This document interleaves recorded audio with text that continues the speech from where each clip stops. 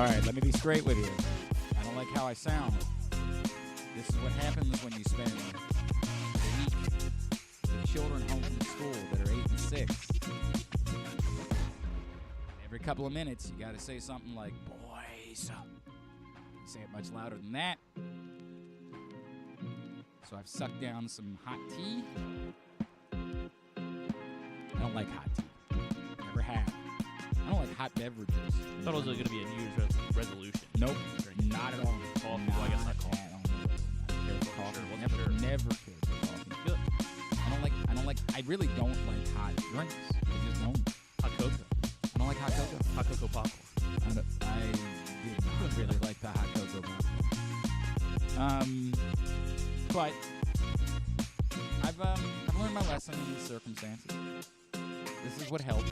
So I am rocking the hot tea today, and we'll see how it goes. I did a hit on Vison this morning, and I thought it sounded terrible. Yeah. You don't do this. It's not your instrument. You know what I mean? Like, let me be the judge of that. I don't like how I sound. So I stopped by a local hot tea establishment, got myself a hot tea, and here we go. We'll see how this goes. Good morning. It's Glenn Clark Radio. Hope everybody had a great New Year's. Obviously, the Baltimore Ravens sure did, and we will discuss that plenty throughout the course of the morning. Mike Martz, former NFL head coach, now with the 33rd team. He'll check in with us. Evan Washburn, who is part of the broadcast crew for CBS, will join us, as will Aaron Schatz, who tried to explain on Twitter why the Ravens are like one of the great teams of the modern era, according to DVOA. Of course, now with FTN Network, Aaron Schatz will join us as well. Plus, later on, normally on Tuesdays, we get into the high school sports scene, and we will get to Wes Brown for County Sports Zone Radio. So all of that coming up on the program today. Today's show is brought to you by, this one's going to be brought to you by Superbook. Of course, it's Superbook. Even though the year has changed, as of right now, the code remains the same. It's going to be confusing. Got it. And I'm trying to poke around to see if we can't update that. Well, I'm still going to think it's 2023 for probably about a month. So yeah, I'm over that now. Like that I'm gonna. We don't write. We don't. This is not like when you're in school as a kid and you got to write the date on things. I think I changed it in the title. Now I'm worried I didn't change it in the title. Oh boy, this is not like that. Like you come on. Oh, good, I did. Okay, thank you. There we go. We got that going for us, which is nice. What I would say is, use Glenn Clark 23 until I tell you otherwise. And I might be telling you otherwise soon, but I haven't yet. So continue to use Glenn Clark 23 when you sign up at Superbook. And when you do, you'll receive up to $250 in a same-day first bet match, win or lose. Superbook.com. Download the Superbook app in order to sign up. And I'm kind of starting to feel the Ravens going into Week 18. I know it seems crazy to bet a game like this, but, and we can talk about it throughout the course of the week, there are only so many reserves that you can even play in a game. This is not a final preseason game. You don't have a 90-person roster. The Ravens have been playing a lot of these guys. Now, I get it. It won't be Lamar Jackson. I understand that. Or if it is, it'll be Lamar Jackson briefly. It might only be Tyler Huntley briefly. I had a conversation about that with the guys from Vison. I think it's an awkward spot for the Ravens with how they decide to do this on Saturday. Tyler Huntley is a free agent at the end of the year, and as we discussed a couple of weeks ago, the addition of Malik Cunningham suggests to me that the Ravens are prepared to move on from Tyler Huntley and simply say we're not spending any money at all at backup quarterback. With that being the case, you almost feel like the Ravens kind of owe it to Tyler Huntley. Hey, thank you for everything you've done. We're going to give you one more opportunity to showcase yourself on the way out the door. You get to play the bulk of this game. You get to remind everybody that you are a capable NFL player, and if you're going into next year and you don't have your quarterback situation solved or you're planning on drafting someone later in the first round, maybe you're the team that think the Denver Broncos, or they think they're drafting J.J. McCarthy, well, maybe you add in Tyler Huntley to the mix. I feel like the Ravens, in a way, owe it to Tyler Huntley to let him have that game. But at the same time, if, dear God, Lamar Jackson were to have to miss a drive to come off the field for a couple of plays during the course of any of these playoff games, the Ravens would prefer to have Tyler Huntley to put on the field. So they don't want him getting hurt on Saturday either. So it's a very unique. I could see them playing a lot of their quarterbacks on Saturday. We'll see. But I don't know. I'm starting to feel a way about the fact Cunningham. They could play Malik Cunningham. Just starting to feel weird about the idea of them being 4-point dogs. They're 4-point dogs. The Ravens? Yeah. Well, yeah. The one team has to win. The other team doesn't have to do anything. It makes sense. The line makes sense. But the Ravens aren't. They can't empty the bench. They can't put in players that aren't on the roster. They have to play the guys they have. NFL rosters are only so big. We remember in 2019 Robert Griffin III winning a game in these circumstances. Easily. Correct. I get it. The Steelers have looked more competent with Mason Rudolph under center than they did with Kenny Pickett, but let's not oversell that and pretend that like Mason Rudolph has been a world beater. He's been no Joe Flacco. I don't know. I just sort of feel away. We'll talk about that more when we get the picks on Thursday. If you listened to 105.7 The Fan yesterday, we did what we did. Rita, of course, ended up having fun. I think the internet enjoyed her reaction to a caller named Chase, who we had declared at the beginning of the show, hey, today is a happy hour show. We're not doing any of the other stuff. We're just talking about what this team has meant and how joyful it's been. And I said then, there have been plenty of holidays that have been ruined by your sports fandom. There have been plenty of depressing feelings going into January over the years. The last couple of years, the Ravens didn't have Lamar Jackson going into January. It was depressing. You got past the holidays, and you were like, ugh, I've got nothing to look forward to at all. Just cold and snow. That's it. By the way, it's supposed to snow next week. Be a real shame. Believe it. Be a real shame that your boy wouldn't be around. By the way, blessings be to the Baltimore Ravens. I had a scheduled vacation next week. It would have been very awkward if the Ravens had been preparing for a playoff game. Thank you. I believe in the locker room they said Big that was time. for Glenn. I believe they said we're playing for Glenn tonight. That's the way it goes. We're playing for Glenn today. And I was like, thank God. God love you. God love you. Although I will be on a plane on Saturday as they're playing the Steelers, so that's a little bit awkward. But I also don't care because who cares about this game other than the fact that I might bet it? We'll see. This is really pushing my limits. These are the types of things I would make fun of Griffin for doing, is betting a game like this. And yet I'm sitting here thinking about betting this game. Tyler Huntley overs. I don't know how long Tyler Huntley's going to play. I think he'll play enough. You say that. I don't know. It's awkward. I feel like they owe it to Tyler Huntley. Malik Cunningham over return yards. Over return yards? Yeah. Is there a combo return and passing yards that we could get in? Or return and rushing yards that we could get in on with Malik Cunningham? Whatever it is. Look into that. Blessings to them because they helped me. But as I said, we've had plenty of Januaries. I've had plenty of moments and feelings as sports fans over the years where it hasn't been your day, where your holidays have been depressing because of your sports fandom. What is the point of being a sports fan if this week you're thinking about anything other than the joy that you have been given by this football team? And I get it. All of the other stuff is still out there, right? We can still deal with the fact that Lamar Jackson's 1-3 in the playoffs and has to prove himself still as a playoff quarterback. That doesn't go away. It's just not relevant today. They're not playing a playoff game for 3 weeks still. There'll be all sorts of time to discuss that. You want to debate what they should do on Saturday? By all means, debate what they should do on Saturday. My answer is there is no answer. If somebody gets hurt, we're gonna kill the Ravens over it. But this isn't, you can't treat it like I can't say this enough.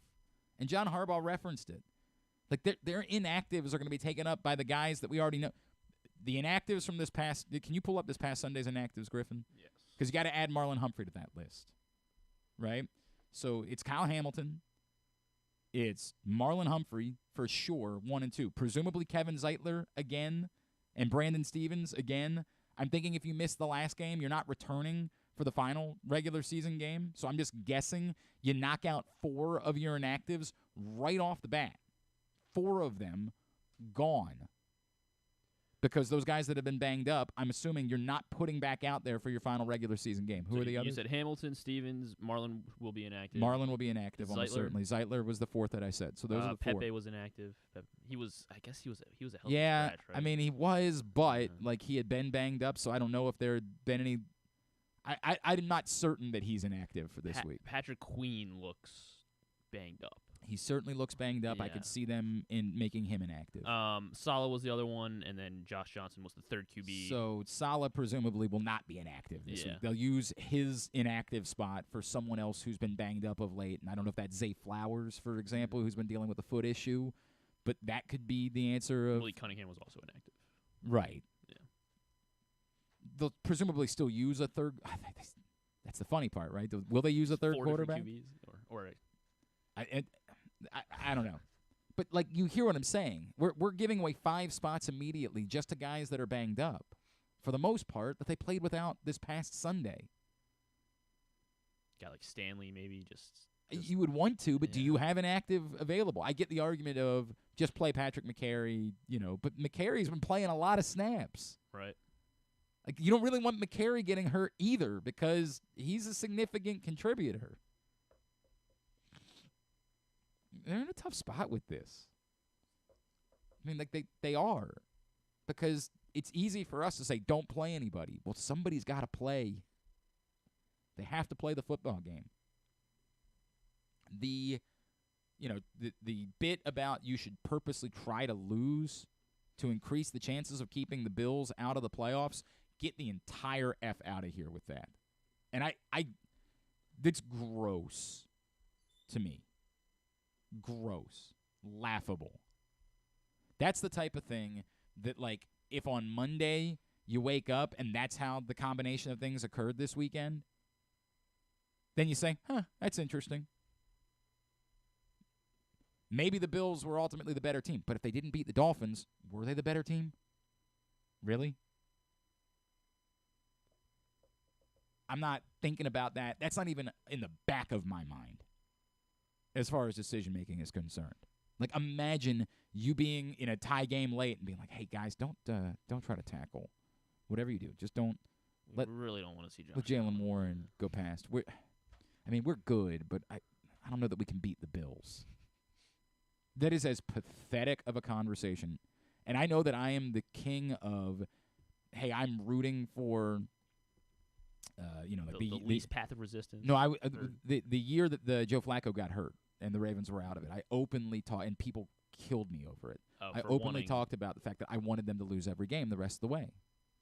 Like, when they beat the Steelers that year and everybody was celebrating, I couldn't join you. I wanted to improve as much as possible draft status in a year in which you weren't doing anything. That was my reality. Now, what I said then was, I'm not encouraging the team to stop trying. That would be nuts. And in a similar way, if you're saying, hey, look, I wouldn't be angry if the Bills missed the playoffs. I hear you.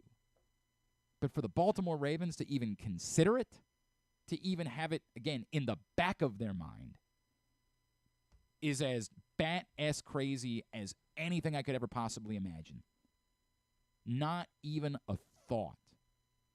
Again, I have no problem if they're not going all out to try to win the game. I don't want them to go all out to try to win the game. But to say, we better not, we better sabotage this to try to make it more likely to keep the Bills out, is as cheap and stupid of an idea as I have heard in some time. If they win, they win. That means the Steelers won't make the playoffs. I enjoy that. I like that thought. I get it. The Bills are better than the Chiefs. I understand. Sorry, the Bills are better. Well, they're probably better than the Chiefs, too. The Bills are better than the Steelers. But stop. Just stop with all that nonsense. Joy. Joy is what I'm feeling. I'm feeling a lot of it. Some of it is, I mentioned this, on the post game. I got a little emotional, and I talked about it again yesterday. Enjoying this now with my kids. The last couple of years, as the Ravens were there was no Lamar Jackson around this late December, early January. These feelings didn't exist. So the last time we felt this, my sons were 5-3, and it was the COVID year. Everything was goofy. This is the first time that my sons have any recognition of what's going on, and their friends are talking to them about it, and they're feeling like the Super Bowl is real, and they're invested, and they've come out to by the way, tonight, Tyus Bowser show, Mother's North Grill in Timonium. We know for sure that Baltimore's own Malik Ham is going to be joining us tonight, which is very cool. We love Malik. Awesome story. You don't see that very often, going from the Patriot League to the NFL. So we're excited about that. Maybe another guest. Maybe. We've been poking around a little bit to see if anybody else might be able to join us. The Ravens were kind of rewarded after the result of Sunday with you don't have to come to work again until Wednesday. So some of the guys decided to take advantage of that. And I don't blame them. They earned that. I don't blame them at all. But it was a little bit It made a life a little bit. We've had a stretch of bad luck, and that added to the bad luck. I got that text from Ty. It's like, hey, man, you're not going to believe this. Oh, and I was like, what? He's like, nobody has to go in until Wednesday. And I was like, oh, well, that's disappointing because you won't see them to reconfirm. He's like, yeah, it actually means a lot of them are making plans and enjoying their little respite for a couple of days, it's sort of a delayed New Year's, going to go, like, aha, I see. But appreciate Malik stepping up. He's going to come out tonight, which is cool. If you haven't had the opportunity to meet him, this is one of those, low-key, really cool things where this could be a guy that's going to be a contributor for the next 5 years, and before he's significant, you have the opportunity now to get in there, meet him, get your pictures, your autographs tonight. And he's a Baltimore native, which makes it all the more cool. So definitely Malik Ham. We're still poking around. We might maybe have a fun, couple of guests tonight. We'll see. But definitely Malik Ham joining us tonight. Mother's North Grill and Timonium, Tyus Bowser Show, a partnership with Pressbox and Grade 8's Memorabilia. It's all brought to you by AJ Michaels, Superbook Sports, and HelpMyGamblingProblem.org. I don't know what else there is to say about the Ravens. We'll continue to talk about them throughout the course of the morning. I mentioned all the guests. Do you want to quickly do either Pats or picks recap here? We do Pats here just because the game. You want to do Pats? We're 2 days removed from the game. It's a big game. There was a moment when I was getting ready to do Pats this morning. In fact, two things occurred. Yesterday, I almost took Pats to the radio show, just because I was like, man, we're going to do this 2 days removed. That seems like a weird bit. But then I thought about it. You guys will probably do that next Monday because there's a Saturday game. I'm like, all right, we've done 2 days. I guess 2 days not the end of the world. But I also didn't remember everything. I put a list together, and then I was thinking about it. I was like, oh, my God, how did I forget this guy? I just thought of the guys that came to my mind first.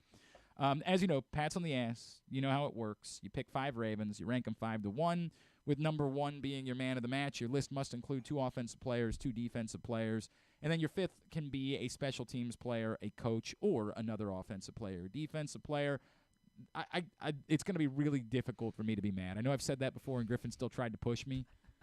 It's going to be really difficult for me to be mad about anything. Figure out how I did it this week. Lots of candidates this week. Lots of them. For example, I don't know that my number 5 was actually the 5th most important player of the game, but my number 5 didn't allow a single pressure or a single sack during the course of the game. And while I thought the offensive line as a whole was largely good on Sunday, grading a bit on a curve, Ben Cleveland gets my number 5 spot because he had to step in for Kevin Zeitler, who's been, I think, the Ravens' best offensive lineman. I mean, it's him or Linderbaum. I don't know. The only thing you can knock on Linderbaum, I guess, would be that safety, that bad snap. Yeah, the snap, right. Yeah. Right. But they won that game, so. They did, that's true. So, all's well then. I mean, but both of them have been outstanding. Yeah. Those two have been the best 2 offensive linemen. However you want to grade them, I think Kevin Zeitler's been 1A and Linderbaum 1B, but I'll listen to any argument. You're stepping in for, to me, the guy that I think has been this team's best offensive lineman all season, and he was great. And obviously, part of our feeling was, oh, God, it's Ben Cleveland. And that does matter in this. Like, part of this is we have thought zero of Ben Cleveland. We have thought Ben Cleveland is not really an NFL player.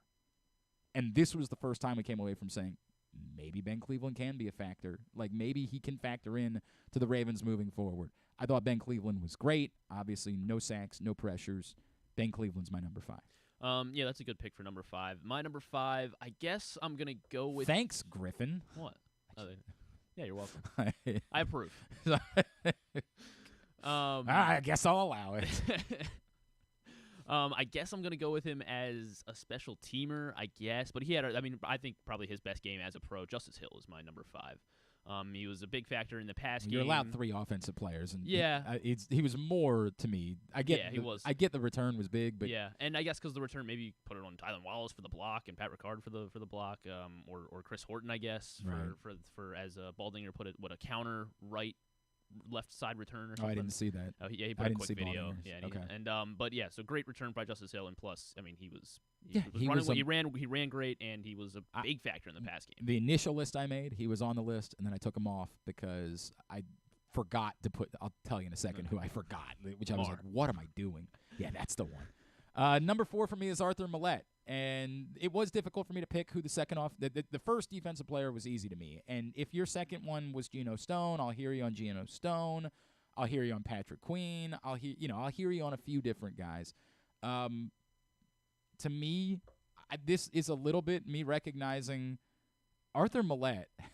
And I was actually texting with a friend of mine who's a Steelers fan during the game. And I got to acknowledge, when they signed Arthur Millette, I'm like, who is this scrub? Like, who is this guy they're picking up off the trash heap? This is Robert Jackson, was that the guy's name? Yeah, Robert I think it was Jackson. Robert I thought it was. Wasn't it or William? Am I combining somebody? Wasn't William Jackson the? I don't. Robert Jackson. I don't. Was there? Yeah, it was Robert Jackson. I don't remember that at all. Yeah. All right. Anyway. UNLV. Okay, sure. I believe you. They put somebody on the field named Andrew Adams, and I tweeted on Sunday, there's no way this is a real football player. This is an 18th or 19th century Secretary of State. And then I actually searched Andrew Adams. Not that, but he served in the Continental Congress in the 1700s. So I was close. Arthur Millette has been damn serviceable for this team. And I get it. There have been moments that weren't great early on in the year. But Arthur Millette, the impact he's made both as a rusher and pressed into duty a little bit more given how banged up they were on Sunday, Arthur Millette has been like the definition of serviceable. He has been a helpful piece, man. And the fact that, again, they were deep enough this year, it's insane to me that they played without Brandon Stevens, without Kyle Hamilton, and without Marlon Humphrey for the overwhelming majority of the game, and they were largely fine. That's bonkers. That's where we are. And I get, like, it was tough. Again, I did debate, like Ronald Darby, I thought was deserving of credit for this. But Arthur Millette, as a playmaker, as a guy who continues to impact the game in multiple ways, been a really underrated pickup. Arthur Millette's my number 4. Yeah, he's going to be higher on my list. I thought Arthur Millette had a great game. He's had a great season. I can't put him over the other 3 guys. I put Roquan as my number 4. I just the interception. I can't put him over Roquan. I did. I mean, if your point is that you think that Roquan early on struggled, maybe, like he did, but he was just Roquan. The plays that he made were far too important. The interception from Roquan was incredible. I mean, just to kind of stick his arm out there. Miami was about to go in 2 minute, and possibly because they were only down by 8 at that time, and then instead he gets an interception. Ravens score, and they quickly go up by 2 scores going into halftime, and and help pretty much put it away. So Roquan was my number 4. I thought he just as he's been all season, he was incredible. All right, he's definitely my number 2. The 2 plays are the most important defensive plays of the game, right? First, obviously the interception's the most important defensive play of the game, and then the second one is that both his coverage and his tip on the Geno Stone interception. And given, again, the circumstance of just that was the one moment where maybe they were inviting the Dolphins back into the game in the second half, those are the 2 most important defensive plays of the game. So while he might have struggled in the early going, Roquan Smith made the most important defensive plays of the day. Roquan Smith's my number 2. My number 3 is Isaiah Likely. Like, I mean, what are we doing? And that was the guy that I initially left off the list, and I was like, what am I drunk? It's arguably, I can't believe I'm saying this because, think about it. If we really got to man, this would be a good bit for next week. And, of course, I'm not here, and I'm not sure it's something for Stan. But the plays of the year, it's almost impossible, right? Because you just think about how many. I mean, it was because Roquan makes a one-handed catch and then likely comes right 3 plays later, whatever it was. He did it on 4th and 7. Yeah. He did it in a spot where the Dolphins could have gotten the ball back with really good field position in a game that was still close at that point. That is as high leverage gets to make that play. Isaiah Likely is a star. There's no more like he's been a good fill-in or he's gotten the. Isaiah Likely is a star. Isaiah Likely is maybe a top 8 tight end in the NFL. How are the Ravens so good at finding mid-round tight ends? I mean, like, to be fair, that somebody would point out they also used a first-round pick on Hayden Hurst, right? Like they've traded off a little bit there. Max Williams was a second-round pick. Like it's weird, and not to say Max Williams was Dennis bad. Pitta was 4th round. Yeah, Nick Boyle. We're gonna do the whole list. I get it. Todd Heap was a first-round pick. Bonkers. And remember, Ed Dixon was selected before Dennis Pitta, but also Ed Dixon had a hell of a career. He's just not the same pass catcher. Ed Dixon was one of the great blocking tight ends of that era. Isaiah Likely is a star, is a next-level star. And I am just salivating about the idea of those two dudes on the field together next year. Like, it really is like the thing. It's LeBron James. I can't believe this is my life, right? Like, the Ravens have good players. And they don't do this. They don't put together. I'm not worried about pass catchers at all this offseason. Beckham's going to be back. Bateman's back. Flowers is back. Andrews is back. Likely is back. It's an area of strength. What is my life? What is going on in the world? Isaiah Likely is my number 3. He was my number 3 as well. And then, I mean, I guess you will be mad at my list. Arthur Millette was my number 2. I thought he was. I'm not mad. Without Kyle Hamilton, without Brandon Stevens, I get it. I just couldn't Marlon put him Humphrey, above Roquan. I'm not mad. Arthur Millette, I thought he was everywhere, and he was great. But I just couldn't. Extremely, and given who is this guy? As you said, who is this guy? I thought he was. It's funny because probably one of the best. He was one of the best players. The Steeler friend of mine that I was texting with was like, dude, if you would ask me, I would have told you that I thought he was going to be helpful, and I didn't like the fact they let him go. I was like, wow, I don't remember hearing that from anybody when the Ravens signed Arthur Millette.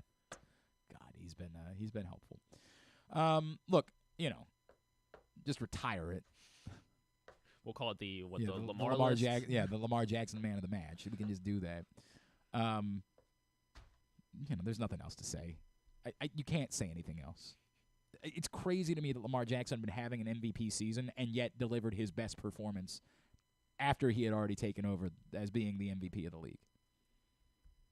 Just breathtaking. And he's on such a different level. And I can't guarantee anything in these playoffs. I can't. I cannot tell you that the Ravens won't still be susceptible or that something can't go wrong or that the wrong injury couldn't. I can't tell you any of that stuff.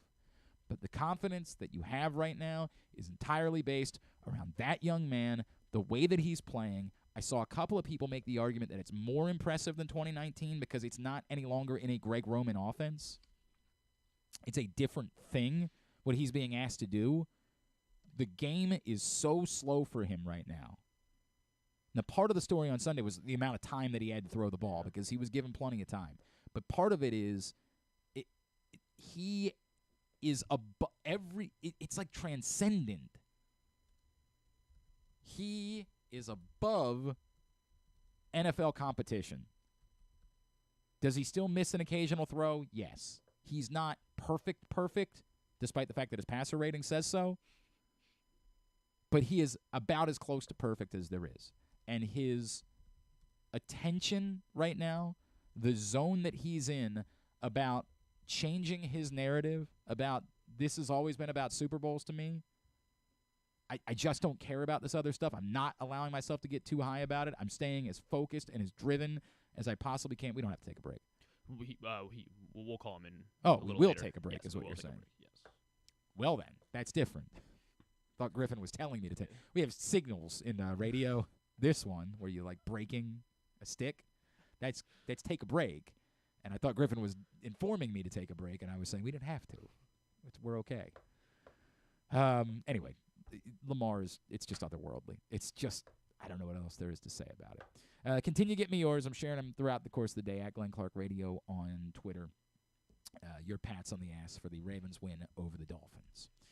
All right, today's show is also brought to you by your local Toyota dealer, buyatoyota.com. The Toyota Tacoma comes in a range of models and trim lines, so you can choose the perfect Tacoma to reflect your unique personality and driving habits. Check out buyatoyota.com for deals on new Tacomas from your local Toyota dealer today.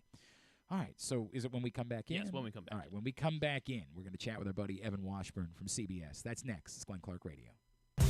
Hey Ravens fans, looking for the perfect new game day brew? Get a Guilford, Baltimore's finest craft beer during the next home game at the bank. That's not all. Gather your flock next home game and check out Guilford Hall Brewery's brand new bar, the Gilly Nest, located near Section 505. No tickets? No problem. Enjoy all Ravens games all season long at our restaurant and brewery in Station North. Guilford Hall Brewery, European tradition, Baltimore charm. Come for a game, stay for everything else. Book an unforgettable fall getaway in Charm City. Enjoy only in Baltimore festivals, mouthwatering eats, and endless entertainment. Treat yourself to a staycation in the heart of downtown, or try one of the city's many charming neighborhood hotels. And don't miss out on packages for free parking, breakfast, and more. Plan your stay at baltimore.org/hotels. Why bet with the big boys this football season? Instead, try your hand with the local book, Superbook Sports, this fall. Superbook Sports is the book next door. Just a dedicated team of the best odds makers in Las Vegas, making sure you get the best prices and parlays anywhere. And now, Superbook will give you a bonus of up to $250 when you sign up and wager on the same day and use the promo code GlennClark23, GLENNCLARK23. So bet with the best and use the promo code GlennClark23 this football season with Superbook Sports. Visit Superbook.com for terms and conditions. Gambling problem? Call 1-800-GAMBLER.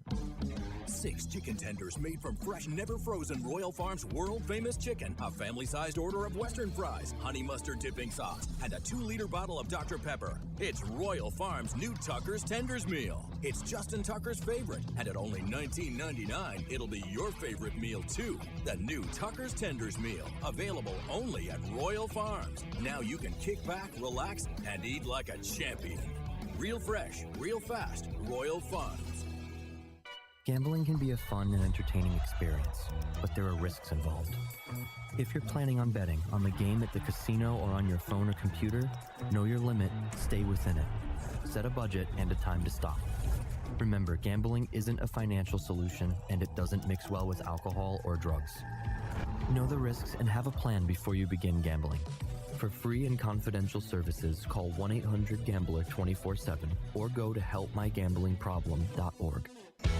Brace yourselves for an unparalleled game day experience at the new Green Turtle Bet Park Sportsbook in Canton and Towson. Experience the thrill of live in-person betting with Baltimore's only state-of-the-art Vegas viewing TV experience. Choose between a person-to-person experience with their on-site tellers or the convenience of their self-bet kiosks to place your bets. Gather your betting buddies and head over to the Green Turtle Bet Park Sportsbooks today. Green Turtle Bet Park Sportsbooks in Towson and Canton, the ultimate destination for game day excitement, great food, and live in-person betting. Must be 21. Please play responsibly. Gambling problem? Go to mdgamblinghelp.org. What company has the expertise to make your home healthier by purifying your air and killing all viruses, allergens, and bacteria? A.J. Michaels, Heating and Air Conditioning in Baltimore and Annapolis, ajmichaels.com.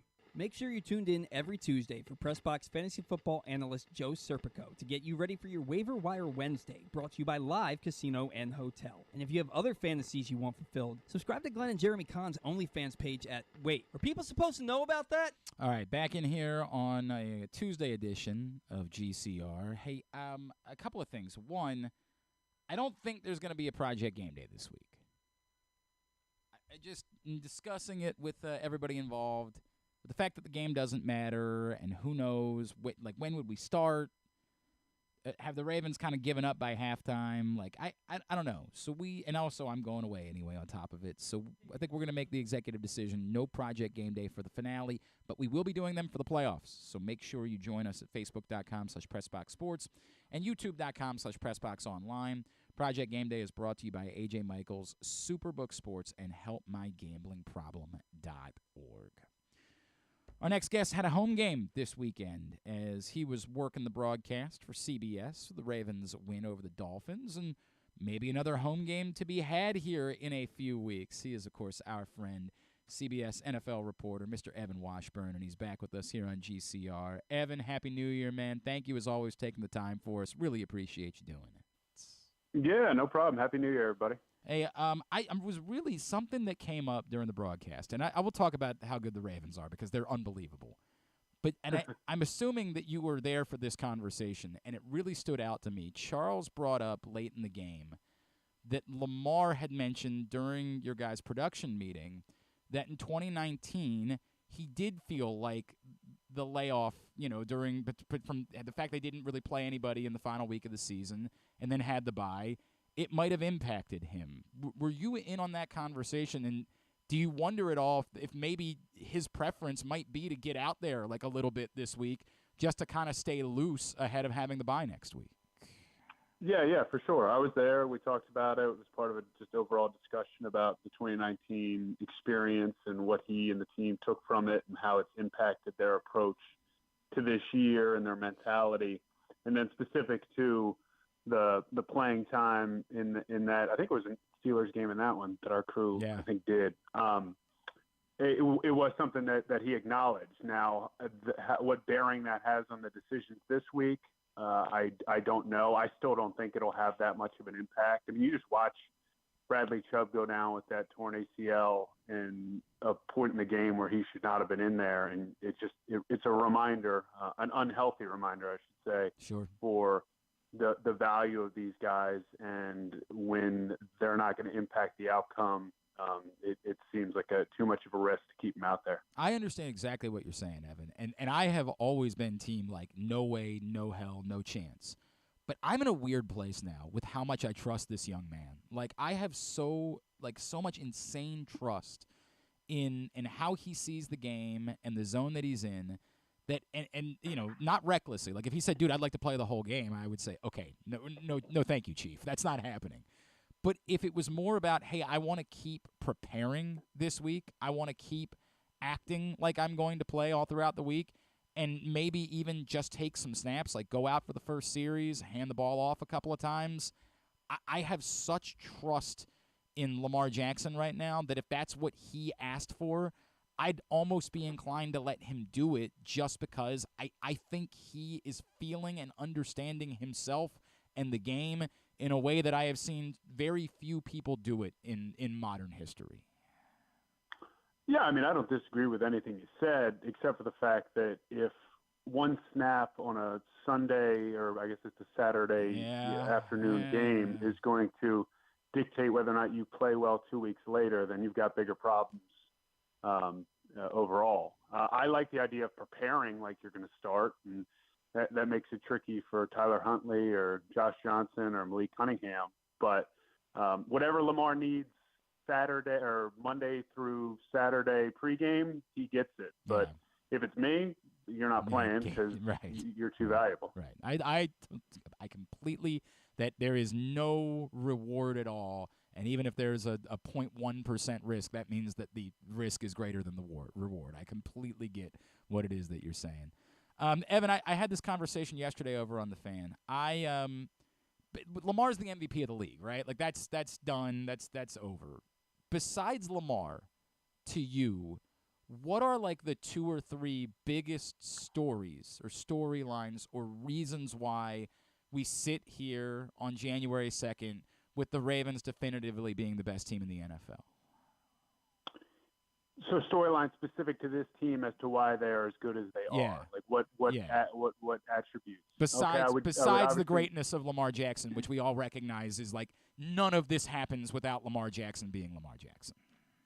Yeah, no, I mean, my 1B or a right behind him at 2 would be the the building and performance of this defense over the course of 16 games. And that goes back to training camp and the moves that at the time, look, you and I might have talked about on this show, guys like Jadeveon Clowney and Kyle Van Noy being like, oh, that's interesting. Or that maybe, is that desperate? Does that mean they're in trouble that they had to go that route?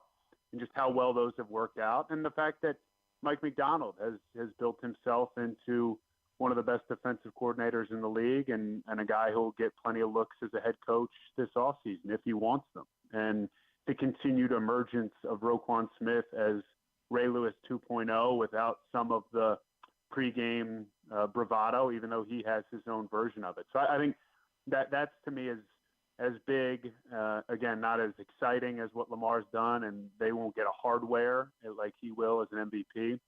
And then I would go probably after that to the wide receivers, Zay Flowers most notably. Look, Odell Beckham Jr. and Rashad Bateman haven't made in terms of production as probably much as people would hope, but they make those big plays, and we saw that Sunday. But then Zay's just been absolute revelation. So I think that's probably your next storyline in giving Lamar confidence on the outside that he can chuck it downfield to guys that are going to make big-time plays.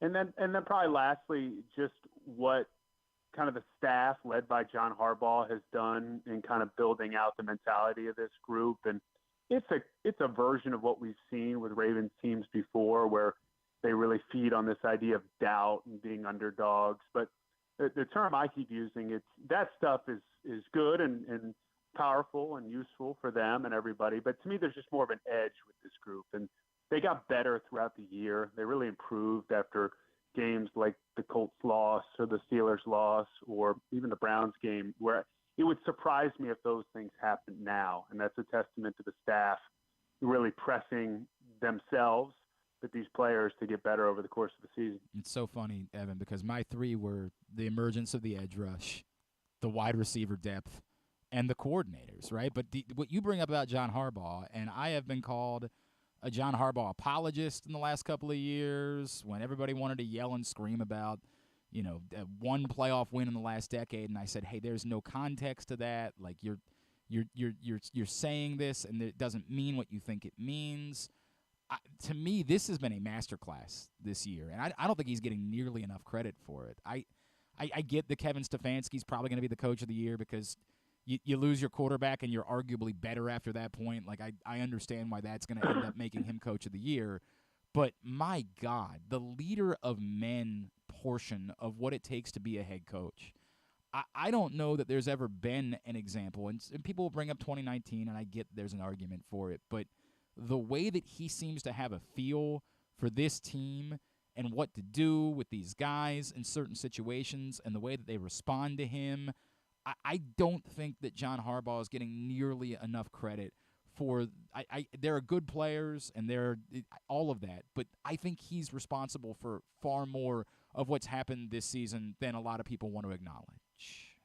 I think that's fair. I think he's an incredible coach, but I view him almost like a CEO, and just the decisions he makes in April, May, June, July, into August, and the impact those have in December and now into January, to me, are the mark of a great head coach. And I think that's what gets lost in the hiring cycle every year. It's who's the best play caller, who's leading the best offense. Mike Macdonald will be a version of this. Who's leading the best defense. And look, that's a nice way to separate folks, but to me it comes down to your ability to run a building. And John, along with Eric DeCosta, have run this building to an absolute T, and I think that's as much a reason why this team's where they is. And there's so many great examples of it. Jadeveon Clowney's having a resurgence and a renaissance of his career, and I don't think that happens in many buildings in the league because it hasn't happened in recent years. And Kyle Van Noy is an example. Like, just those guys are just a couple of many that fall into a category of that culture term that really matters. Evan Washburn is with us here on GCR. Evan, I think the other thing, too, is the depth, and we talked about it with the wide receivers, but I don't know. Is Isaiah Likely maybe a top 10 tight end in the NFL? Like, it's crazy to me when I look at this and say, you and I have had this conversation how many times over the years, we're going to go into an offseason where pass catching isn't even going to be a thought about where the needs are for the Baltimore Ravens. It's not like, maybe you want to add somebody else for the sake of doing it, God bless, but it's in the depth part of this, that Arthur Millette playing the way that he's been playing, where they were able to get from guys in the secondary on Sunday, the fact that they went out and got a Ronald Darby. We've already talked about Jadeveon Clowney and Kyle Van Noy, who weren't depth. They were, pushed into play. It is crazy to me. It's funny because we look at this Saturday in this game and saying, hey, that the Steelers are favored because the Ravens can't really play their guys. Well, like, the guys the Ravens are going to be playing are the guys that have been playing recently. Like, I don't know that there's a reason to think there's going to be some extraordinary drop-off other than at the quarterback position. Yeah, it's been incredible. And look, I think Isaiah Likely's playing like a top 10 tight end right now, where that stacks up, and the sustainability of that is worth watching. And I've noticed the reason at times you can see depth thrive is, one, because of the staff and not the head coach, not even the coordinators, it's the position coaches. And I think this staff is, and again, this is a testament to Harbaugh, is littered with just incredible position coaches and their ability to onboard guys mid-season, take backups or third stringers and make them starter caliber, at least for a game or a series or a quarter, whatever is necessary. But I also think backups play better when they're around stars all the time. I think it elevates, and that's where it happens on the practice field. It happens in the meeting room. It happens in the weight room. So if you've got Lamar, you've got Roquan, you've got Odell Beckham Jr., and you've got stars pretty much every level on both sides of the ball, those second, third, and fourth string guys, like, they're getting better from being around those quality of people and players. And I think that's another way to foster depth. Evan, there is, of course, the thing, right? Like, there's the lack of playoff success in the Lamar era, and that will come back up here in a couple of weeks when the Ravens get ready to play a game. And there will be plenty of comparisons to the fact that they were rolling in 2019 and they looked unbeatable and they turned around and lost. I have made the case for why I think this is different. Now, I acknowledge that football games are crazy, and I don't know. Goofy things can happen, and we don't even know who the opponent's going to be, anything like that. But do you have the feel that this is a different team and a better team than even that team that was rolling in 2019 going into the playoffs? I don't know. I mean, look, that was an incredible team season, what they did, and I love their energy, their swagger.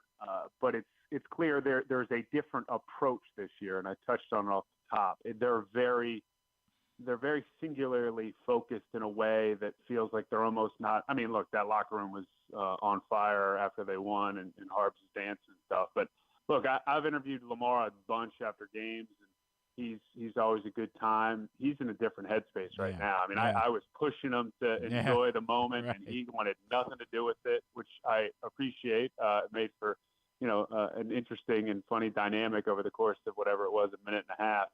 But it speaks to him, again, going back to where we started with this thing, remembering what it was like to win the division, win the overall 1 seed, and they're doing big trusts, and it's all – joking at the podium, and then, man, they got embarrassed in prime time on a Saturday night in the divisional round. Like, that lives with everybody who was a part of that team. So if you ask if they're better, I don't know if they're better. That team was awesome that did what they did in 2019. I think they're built differently, and their mentality is different. And I do think, at least for this version of the Ravens, it's an effective tool. But you're right. Crazy things happen in this league, just like I wouldn't have expected San Francisco to get boat raced by Baltimore, and I didn't think the Dolphins were either.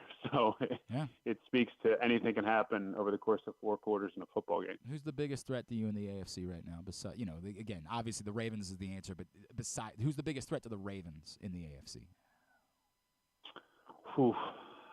I want to say Cleveland. I get it. Because I've seen them a bunch, and they're just similar to what's going on here in Baltimore, where you kind of feel something special brewing.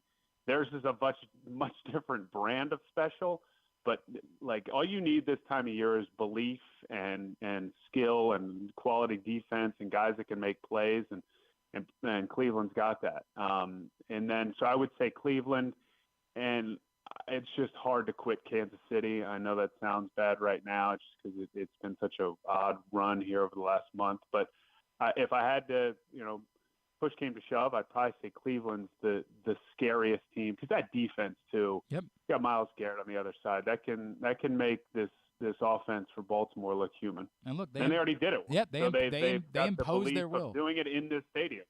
Evan, that's the only team. Like, I think the other two games the Ravens lost, the Ravens beat the Ravens in those games. The only team that I think genuinely beat the Ravens this year was the Browns imposing their will in that second half in Baltimore. So I don't think it's crazy at all to say, hey, maybe they've got something. Maybe they have some sort of emotional edge, and obviously we know that would be a wild week if the Ravens. Yeah, where do you come down on that? Would you? I want to see it happen. I'm not going to ignore that. I love good scripts and good Hollywood moments, and man, there's nothing better than good old Joe rolling back in here to face his old team the divisional round. Evan, for what we do for a living, yeah, you want it to happen, right? Like, my God, you don't even really have to work that week. Like, it's all done for you if it ends up playing out that way. And I think like you, because we were covering the team on a day-to-day basis back then. I like Joe, and it's been conflicting. I've been telling anybody who'll listen. I've done two of his games where he's been starting and winning, and it's been a blast to spend time with him, just to see where he is in his headspace right now and the run he's on. And the beauty of it from the outside, in national perspective, is everyone's kind of having this love affair, and he's the same guy he was for 11 years. Right. It's just a different packaging, and it's amazing. It's a healthy reminder of how silly this all is sometimes, because he hasn't changed. Everyone around him just changed. The funny part, I've joked about this before. It was his father once called him painfully dull. And I was like, man, I don't get what, obviously he gave me some of the great answers of all time during the times that I was around him. Like, I always liked conversations with Joe. I thought he was really interesting and was willing to talk about things that a lot of guys in this league protect themselves from, or just say, I don't really want to go there. Like, Joe never had a problem with. I think he's an interesting cat, man, and this has been conflicting, I think, for a lot of people in Baltimore, where, like, when the games are going on, you can't help yourself. Like, you're rooting for that guy, even though what you just said was you turn around and say, right, but they are dangerous as hell. Like, it is a very well, I would say feeling. To any Ravens fan, you should root for him every game he's playing. It's not against your team, because he did something for the city, along with the rest of the members of that team, that they'll never forget. So I don't know. I just love that he's getting his flowers, probably 14 years too late. Where's Week 18 take you? I will be in New York for Giants-Eagles. Get to see what's going on with the Philly team as they try and turn this thing around as best they can going into the playoffs. Man, it has been alarming. I have no idea how to explain what's happened there, because we're not watching every game. But man, it has been weird watching that unfold. At Evan Washburn, of course. Is there anything else I can plug for you, man? No, just plowing along here. We still got playoffs and Super Bowls on CBS, so that'll be a blast. And excited for the second season. And then you and I can talk lacrosse for a little while after that. We'll That's right. It'll be here before you know it. All right, Evan, always love you and appreciate you, brother. Happy New Year to you and your family. Thanks so much, as always, for hopping on with me, dude. Yeah, great to catch up, buddy. See ya. Evan Washburn with us here on GCR. They asked me that this morning on VSiN. They were like, hey, who's the teams that you kind of don't want to see? And I'm like, the Browns are at the top of the list. Even I've turned on that one from the conversation that we had about the Browns and the Bills on Would You Rather Wednesday. I don't remember what I finally gave as like my definitive answer. It's definitive for me now. It's not, and it's a little bit the Joe Flacco thing. It's way more the reminder of, Reed and I were talking about this yesterday. There's been one team that I think has actually beat the Ravens. The Rams were the closest. I think the Rams are more impressive than the Colts or the Steelers were. The Colts ran the ball well, and they deserve credit for that, but that was still, the Ravens bungled that at the end of the game. The two most impressive teams against the Ravens this year have been the Rams, who to me I think, are the second most likely team to win the NFC. And the Browns. And the Browns were the only team that really ever imposed their will against the Ravens all season long. And I don't think they can run the ball quite the same way without Deshaun Watson, the threat of Deshaun Watson on the field. But they're still running the ball pretty well. And the Ravens are susceptible to the run, as we were reminded early on against, Devon Achane and the Dolphins on Sunday. So, I don't know. That's the only team. I don't know that the Browns can win a Super Bowl, whereas I think the Bills can win a Super Bowl. But just the uniqueness of the matchup, I think I'm more fearful of the Browns at the moment.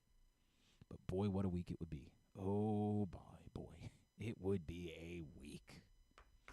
When we come back in, Mike Martz is going to join us. We'll talk more about what the Ravens are doing offensively, the greatness of Lamar, all of those things. The former NFL head coach next. It's Glenn Clark Radio. Brace yourselves for an unparalleled game day experience at the new Green Turtle Bet Park Sportsbook in Canton and Towson. Experience the thrill of live in-person betting with Baltimore's only state-of-the-art Vegas viewing TV experience. Choose between a person-to-person experience with their on-site tellers or the convenience of their self-bet kiosks to place your bets. Gather your betting buddies and head over to the Green Turtle Bet Park Sportsbooks today. Green Turtle Bet Park Sportsbooks in Towson and Canton, the ultimate destination for game day excitement, great food, and live in-person betting. Must be 21. Please play responsibly. Gambling problem? Go to mdgamblinghelp.org. The latest edition of Pressbox is available now, and it's our very special annual Best Of issue. On the cover, we celebrate Orioles manager Brandon Hyde as our Mo Gabba Sports Person of the Year, and the Orioles as our Team of the Year. With Stan the Fan Charles and Glenn Clark sitting down with Hyde to discuss his role in creating the culture that defined the Orioles' magic season. Also inside, we recognize the top people, performances, and moments of 2023. Pressbox is available for free at over 500 area locations, including 60 Royal Farm stores. And you can always find the entire edition, as well as the best daily coverage of the Ravens, Terps, and O's at PressBoxOnline.com. Gambling can be a fun and entertaining experience, but there are risks involved. If you're planning on betting on the game at the casino or on your phone or computer, know your limit, stay within it. Set a budget and a time to stop. Remember, gambling isn't a financial solution, and it doesn't mix well with alcohol or drugs. Know the risks and have a plan before you begin gambling. For free and confidential services, call 1-800-GAMBLER 24/7 or go to helpmygamblingproblem.org.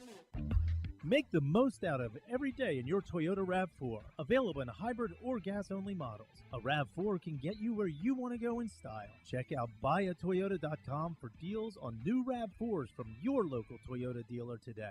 There's so much focus on sports betting these days, but I want to talk about an area that nobody wants to gamble on, where you choose to go out and spend your hard-earned dollars to eat. The Costas Inn is no gamble at all. The quality on their menu is outstanding, and the value is off the charts with a great and varied list of specials Monday through Friday. And the staples of the menu, whether it's salads, burgers, fish, they're all fantastic. And I haven't even mentioned the crabs or crab cakes yet. So check out the menu for yourself at CostasInn.com. When choosing a place to dine, never gamble on the food you put in your belly. The Costas Inn at 4100 North Point Boulevard, or call 410-477-1975 for reservations and your steamed crab orders.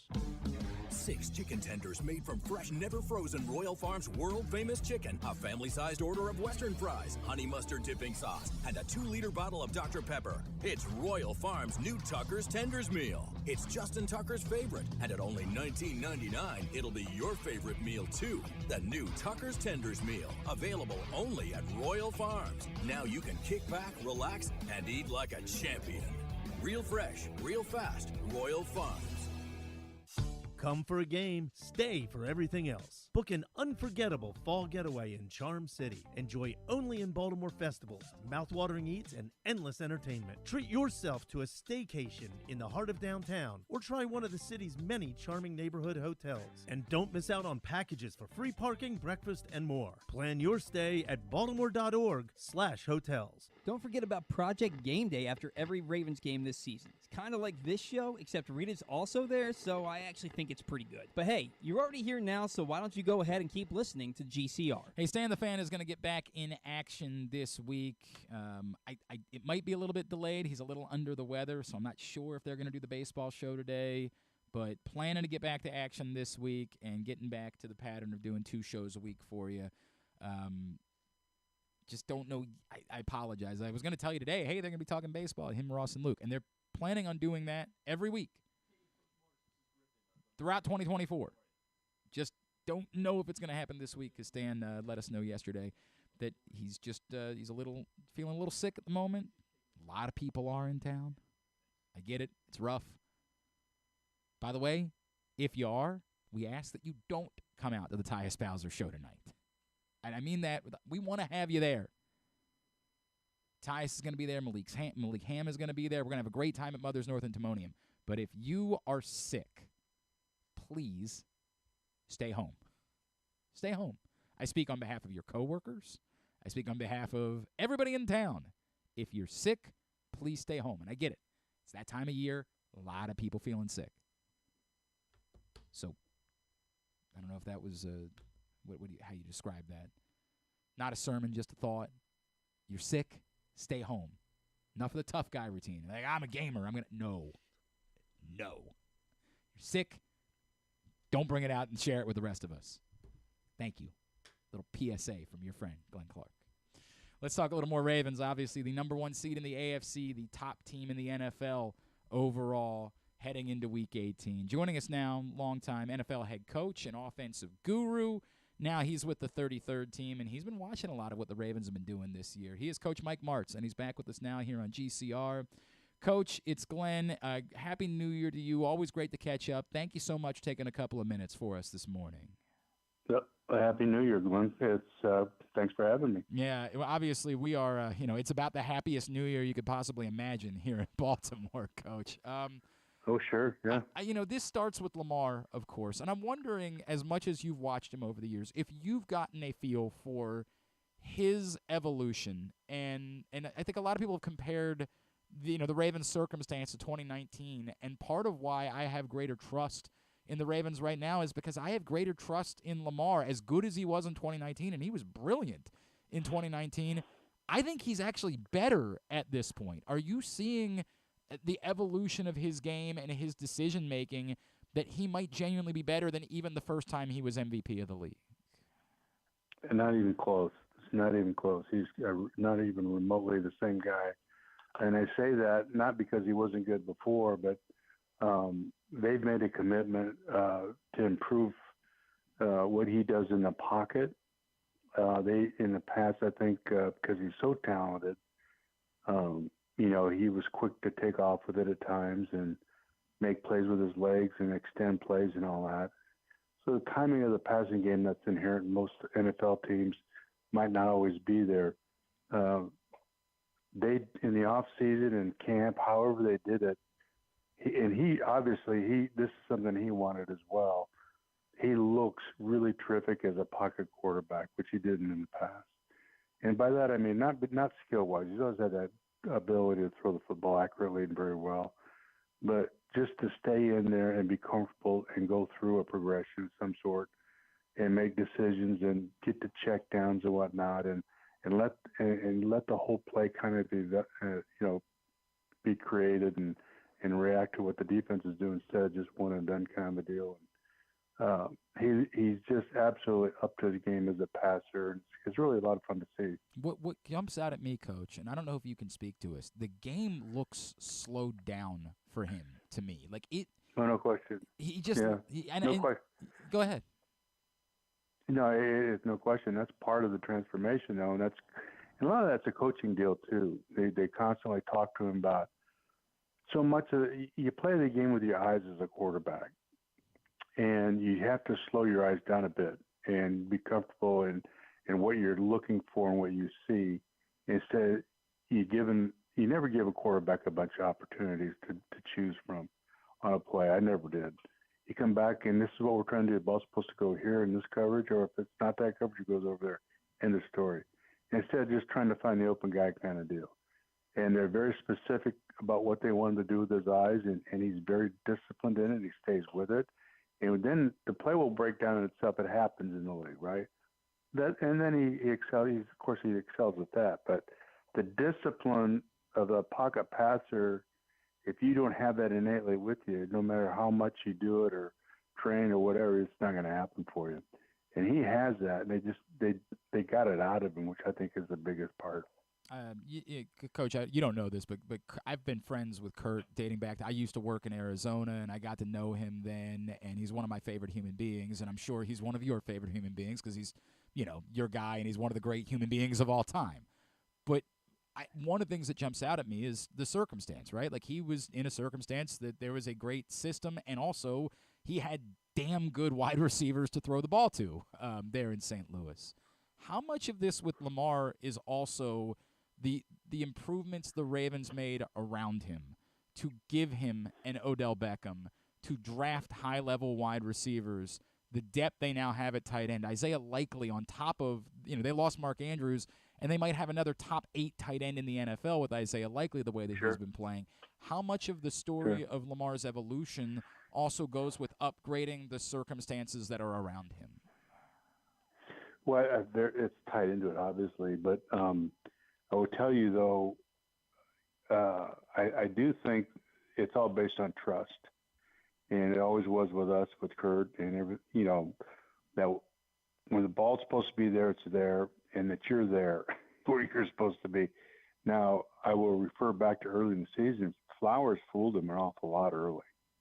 He had some big plays of Flowers, and Flowers came out of it too early or wasn't looking. There was a blitz I can remember about, 2 months ago, as at home. I can't remember who they're playing, but they blitzed him, and he went to throw hot to him, and Flowers wasn't paying attention. Yeah, so I do remember the evolution of Flowers and the maturity and the confidence, and then, the trust that he has in him now.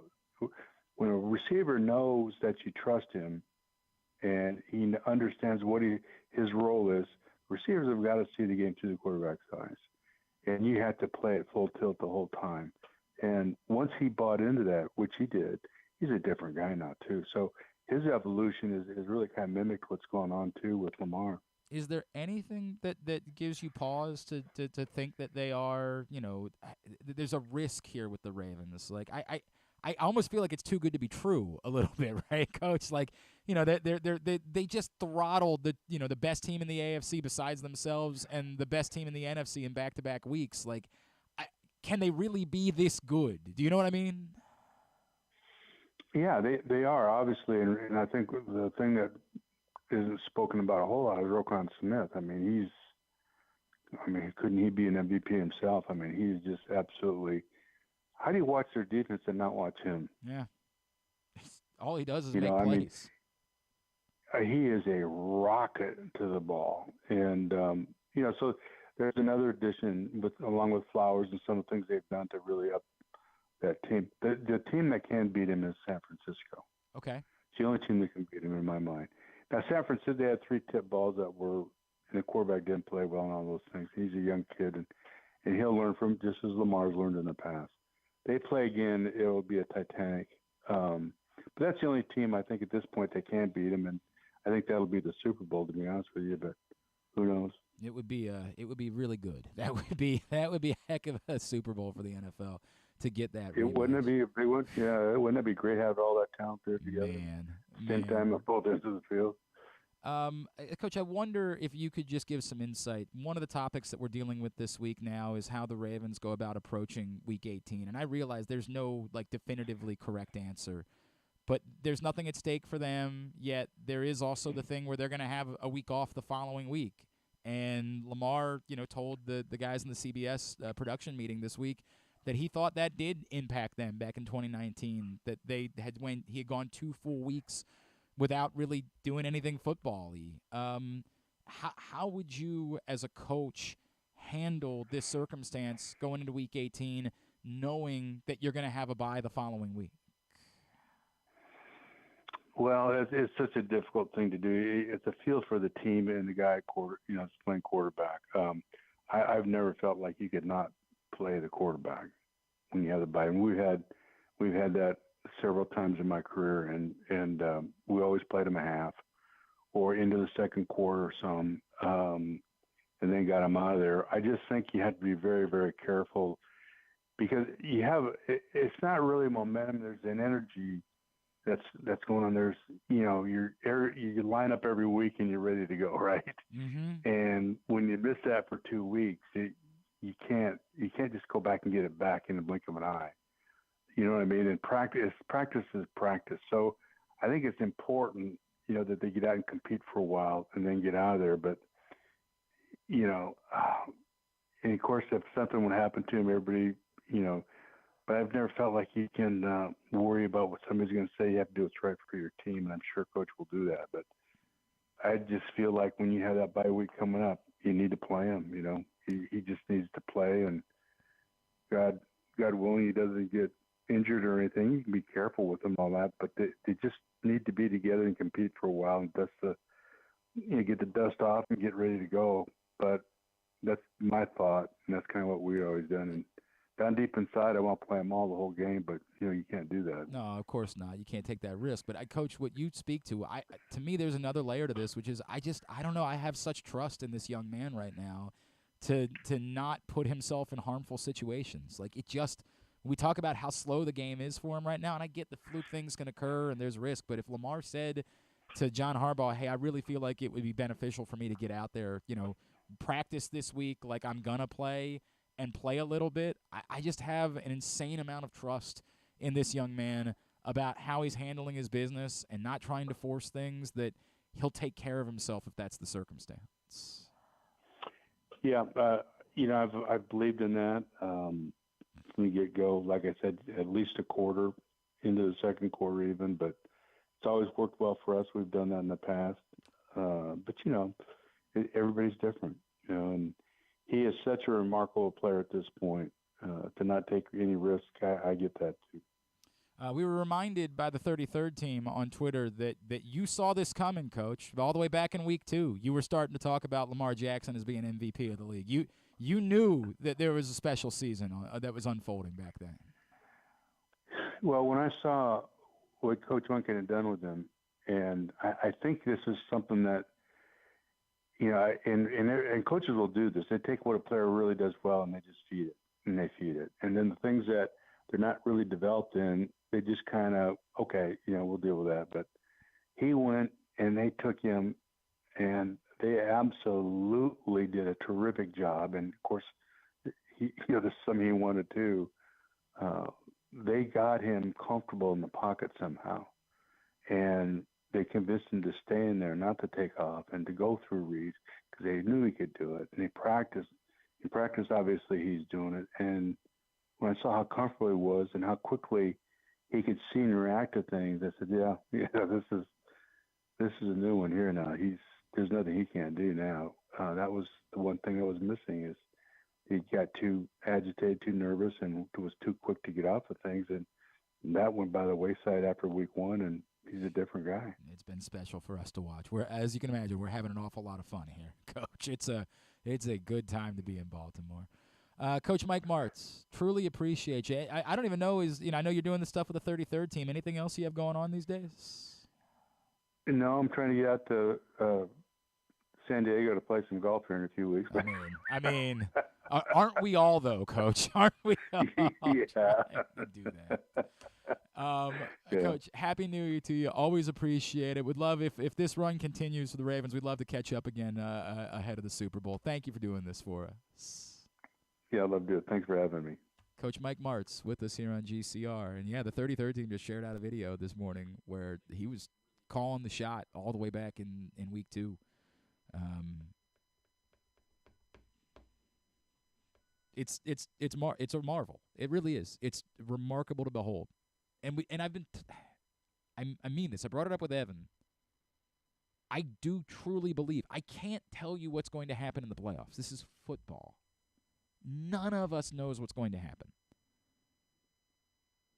Who knew that on 4th and goal, the center from Alabama was going to put the ball on the turf, and then Milroe was going to, for whatever reason, run right into the middle of the offensive line when there was a giant hole to his left?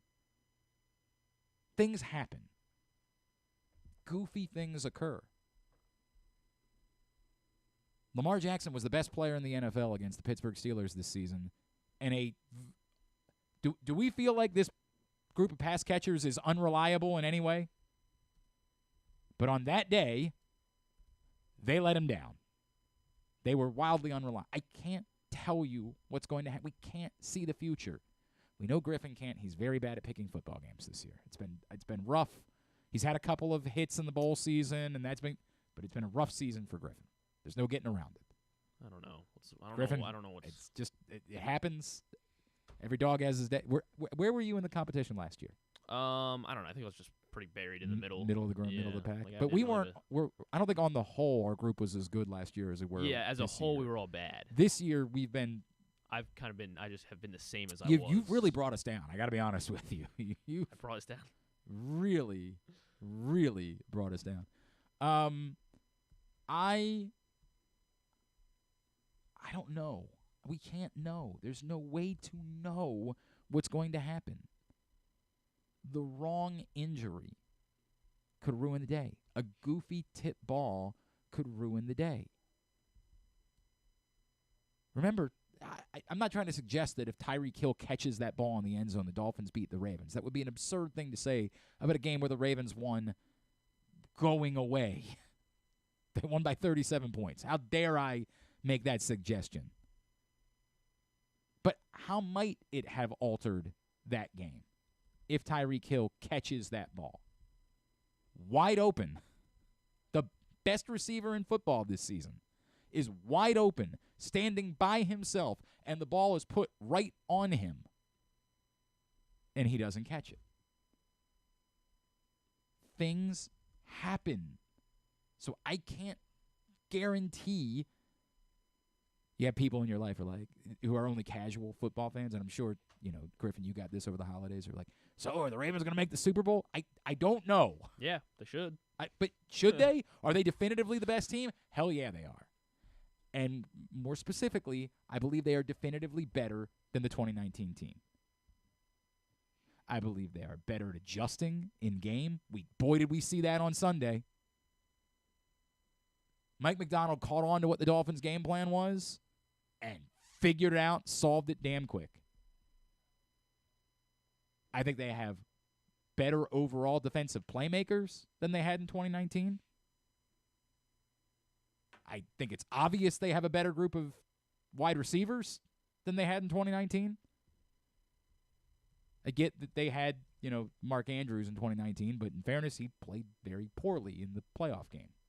One of the sad parts about this year is it doesn't give him the opportunity to kind of rewrite his playoff history. The only thing I don't think they're quite as good at is, the dominant run game. Like, I don't think they can quite do that, but I don't think it's that drastic of a drop-off. I think it's, they're still really good at running the ball. They're still better than everybody else at running the ball. I think it's a better football team than 2019. I think it's a better Lamar Jackson than 2019. Mike Martz was almost laughing when I asked that question. Like, oh, yeah, he's better. Oh, yeah. And that was unanimous MVP Lamar Jackson. And we're saying this guy's better. I think it's a better team. I can't guarantee anything. I don't know. I wish I could see the future. But I absolutely, in my heart of hearts, believe they're in a better position going into these circumstances than they were. Look, they got to get their defensive players back on the field. It's the one thing that you would say, like, if for whatever reason this thing really does linger with Kyle Hamilton, that's problematic. But if they come back in the divisional round of the playoffs with Kyle Hamilton and Brandon Stevens and Marlon Humphrey all back out on the field, pretty good defense. I mean, like, hello. I'm going to feel very good about their chances. All right, if you've not picked up the print issue of Press Box, it is available for free at your neighborhood Royal Farms, any of the hundreds of locations around town where you can find Press Box. You can read it all at PressBoxOnline.com. It is our annual Best of issue celebrating the top people, performances, and moments of 2023 in local sports. Our Mo Gabba Sports Person of the Year, Brandon Hyde, and the Team of the Year, the Baltimore Orioles, recognized on the cover. It is a huge issue. It is our biggest issue in terms of pages throughout the course of the year, the amount of effort and work and love that we put into this. We want it to be a definitive yearbook of local sports in that year, so go pick it up for free today at your neighborhood Royal Farms or read it all, PressBoxOnline.com/bestof. All right. Joining us now, he was trying to explain on Twitter about why the Ravens are one of the best teams in modern football history, and specifically the DVOA era, and he has been attempting to teach us about it all year long, and I feel like I get smarter every time I talk to him. From FTN Network, he is our friend Aaron Schatz, and he's back with us now here on GCR. Aaron, it's Glenn in Baltimore. It is always great to catch up. Happy New Year to you, and thank you so much, as always, for taking the time for us. Hey, no problem, man. Happy New Year to you, and it's a very happy New Year if you're a Baltimore Ravens Boy, fan. is it ever, Aaron. What you pointed out, everybody sees the numbers statistically, but what the Ravens have done, given the caliber of competition that they have faced this season. And I was just talking a second ago about why I have more trust in this year's Ravens than I did even in the 2019 Ravens, who were rolling at this point in the season. It's almost unheard of what the Ravens have been doing, right? Right. They're whipping good teams. So the Ravens have actually faced the 5th hardest schedule in the league this year, and they're destroying those opponents. They can't face themselves, by the way. So like that's part of the reason why it's only number 5, is they don't get the benefit of facing the best team in football. What they're doing, and we all see, like we've all used the terms complete team football. It's something we talked about this team, that it's not just a team with a really good quarterback or a team with a really good offense. Like everything is clicking, and the numbers genuinely back that up. Yes, I currently have them second on offense, first on defense, and second on special teams. It's really remarkable. And when you put all that together against the tough schedule and how much they've beaten teams by, they end up as the 3rd best team since 1981 by my numbers, which is just astonishing. And there's no question that I have them higher than other advanced metrics, but they just come out as fantastic once you adjust for the quality of the opponents they face. Can you explain that to me, Aaron? Because I've trusted you as the godfather of advanced stats in football, right? Like I stake everything that I know based on everything that I've learned from you over the years. Why do different metrics look at it in different ways, and what is it that your metrics see about the Baltimore Ravens that maybe some others don't? Sure. A lot of people use EPA, which is expected points added. Right. And if you use EPA, I believe that San Francisco comes out a little bit higher than Baltimore. One of the reasons why my metrics likes Baltimore more is the schedule, because San Francisco has played an average schedule, and I adjust for the strength of your opponent. Another is because of down-weighting the fourth quarter. The Baltimore's had a lot of big wins where they did it all in the first 3 quarters. And so the fact that they didn't play as well in the fourth quarter gets down-weighted. Now, that wasn't the case this week. They had a lot of fourth quarter points against Miami, but in a lot of their older blowout wins, they pretty much shut it down in the fourth quarter. So there's a few different ways that DVOA attempts to be more predictive by adjusting certain things for context. Either way, you end up with Baltimore as a really great team, but with my numbers, they're historically great. Is there anything the numbers read that's concerning? Like, is there anything to us? I think it's the run defense that we say, hey, but we still have a little bit of a worry about that. Is there anything that you're seeing in the numbers that's concerning? We have the run defense 7th, so that's not really that concerning. Yeah. Listen, the number one thing that's concerning is there's still a lot of randomness in the NFL, and you only have to lose one game to lose in the playoffs. Yep. Right? And the list of the best teams by DVOA is filled with teams that didn't win the Super Bowl because they lost that one game in the playoffs, including the 2019 Ravens, as well as like the 2010 Patriots and the 1987 49ers, and of course the 2007 Patriots lost in the Super Bowl. The other thing that's concerning is San Francisco is still really awesome. Yeah. San Francisco is also one of the 10 best teams of all time. Right. So if we get to the end and it's San Francisco and Baltimore, if you look at the numbers from the books, they would actually favor the 49ers. I would favor the Ravens, but the sports books would favor the 49ers to win in a rematch. So the hardest thing for the Ravens is that they're not the only team that's like this year. There's two of them. And you would argue that the 49ers are likely to have a bit of an easier path, right? Like that it just doesn't. Yes. And again, you know better than I do, but it feels like there are bigger threats in the AFC than it does feel like there are bigger threats in the NFC to me. Yeah, I have Buffalo, Kansas City, Miami go 3, 4, 5. Yeah. Whereas Dallas, Detroit, Philadelphia go 6, 7, 10. Okay. Significantly It's interesting you mentioned that because I feel like a lot of people – we're chatting with Aaron Schatz from FTN Network here on GCR. It's interesting you bring that up because I feel like here in Baltimore we have greater concern about Cleveland. And I know part of that is the ghost of Joe Flacco factor and that you can't measure that statistically. That's some emotional thing. But I also feel like part of it is watching of every team the Ravens played this year. To me, the Rams are the closest.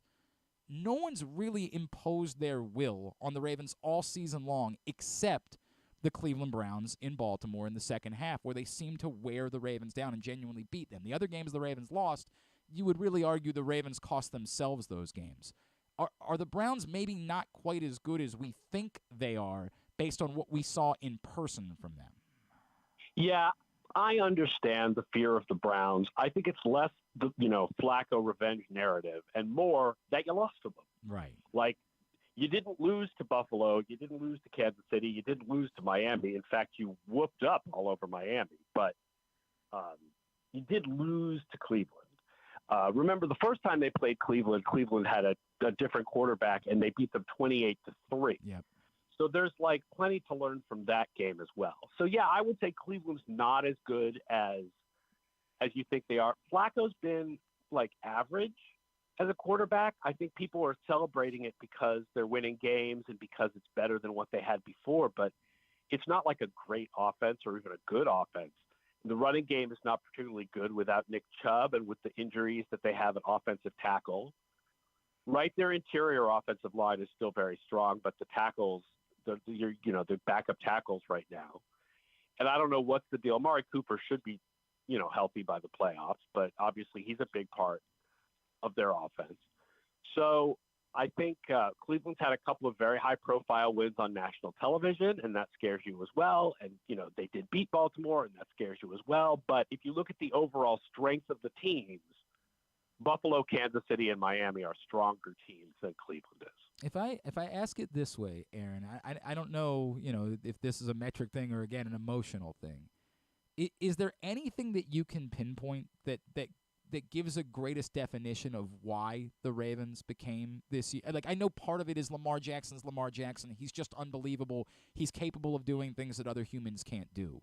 But we've been trying to talk about what the other storylines are and the impact of the way that Mike McDonald has grown as a coordinator, or are there other factors that you can pinpoint as to why the Ravens are this, again, historically good through 16 The games? pass rush has been fantastic, despite not having one leading pass rusher who's a dominant edge rusher. I don't think you would say Clowney is that guy anymore. And Owe and Ojabo have had injury issues.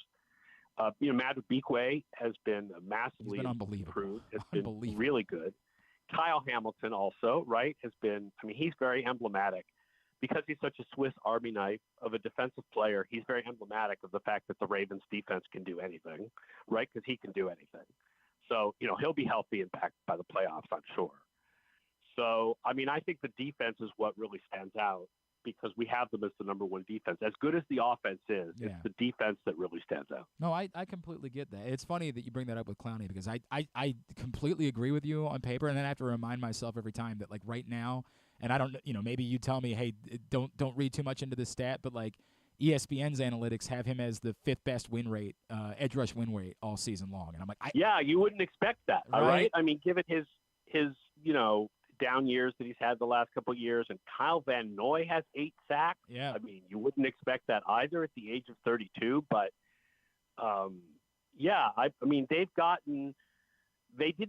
they don't have a Myles Garrett, right? They don't have a TJ Watt. Nope.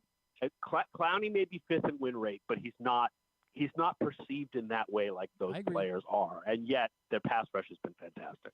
Aaron, is there a team that, that you look at and maybe is just because of how they've risen and the way they're playing recently that you look at and say maybe, again, the numbers on the whole aren't great, but if we were watching a team that's coming into form at the moment that could be more of a threat than people are giving them credit for, is there a team that, as I say that, the team that jumps out at me without knowing is the Rams, but is there a team that you see that way just in how you've watched the last couple of weeks go?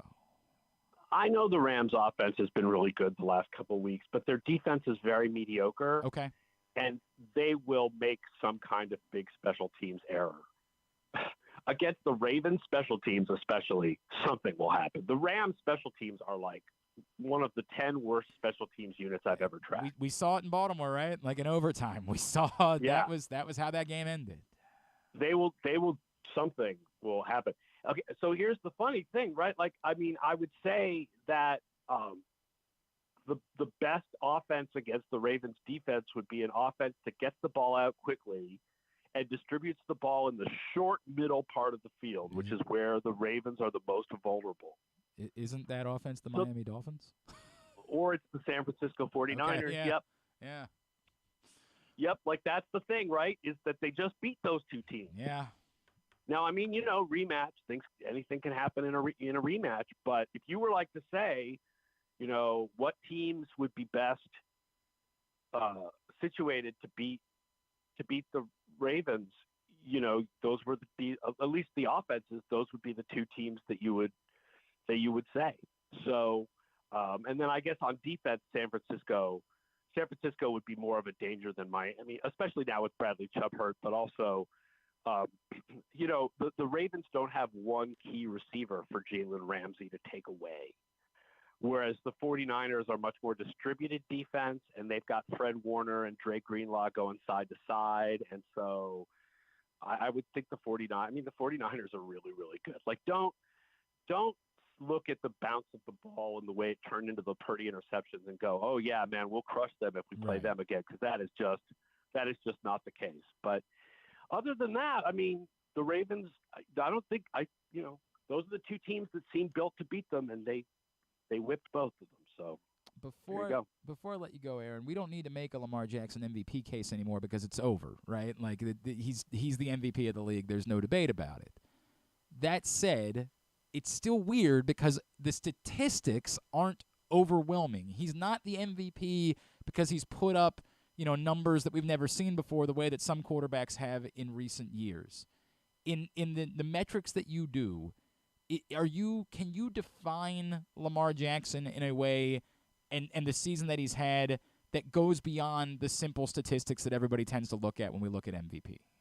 Well, listen, there is something to the idea that just the wow factor of the plays that he makes are incredible, and he does athletic things, and he lifts his team, right? But you can make the same argument about Josh Allen and give Josh Allen more value. And statistically, Josh Allen has more value than Lamar Jackson does. If you want to make a statistical case, you look at the team, right? You look at the fact that the team is number 2 on offense, and you say, okay, a lot of the offensive performance that isn't Lamar Jackson is Lamar Jackson. Right. Right? Like the running backs, their no-name running backs are successful in part because Lamar Jackson creates gravity for the run defenses to have to account for him, and that opens things up for their running backs. So if you want to make a statistical case for Lamar Jackson, it's more that the team stats are really good, and he is the driving force of that offense, and therefore he's the most valuable player. But, I will say I'm not sure if I'm going to vote for him yet. Interesting. It sort of depends. It depends a little bit on what happens with Allen in the last week. And I don't think that putting Lamar Jackson number 2 or 3 on your ballot is a statement about whether he's quarterbacky enough. Right? Like it's turned into this weird thing where either you think he's the MVP or you are a racist. And that's just not true. It's just not true. Like you can have an appreciation for Lamar Jackson's greatness, but also think that he might be number 2. Look, man, this is the way that we are because we're not going to have anything better to talk about for a couple weeks. We would have pitchforks out. Like you got to understand. Like we don't have any football games to discuss for a couple of weeks. Well, that's just, look. I mean, here's the thing about the award season, man. There's no award for best team. Yeah, right? They already got that. I don't get to vote for best team and be like, look at what the Ravens have done as a team. Look at how amazingly balanced they are, and look at how good all the coaches. Like, I wouldn't vote for a Ravens for coordinator of the year, but their coordinators have both been among the top 6 or 7 coordinators of the year. And I don't think I'd vote for Harbaugh for coach of the year, but he's definitely been a really good coach. And their defense has been great, but they don't have a defensive player of the year candidate.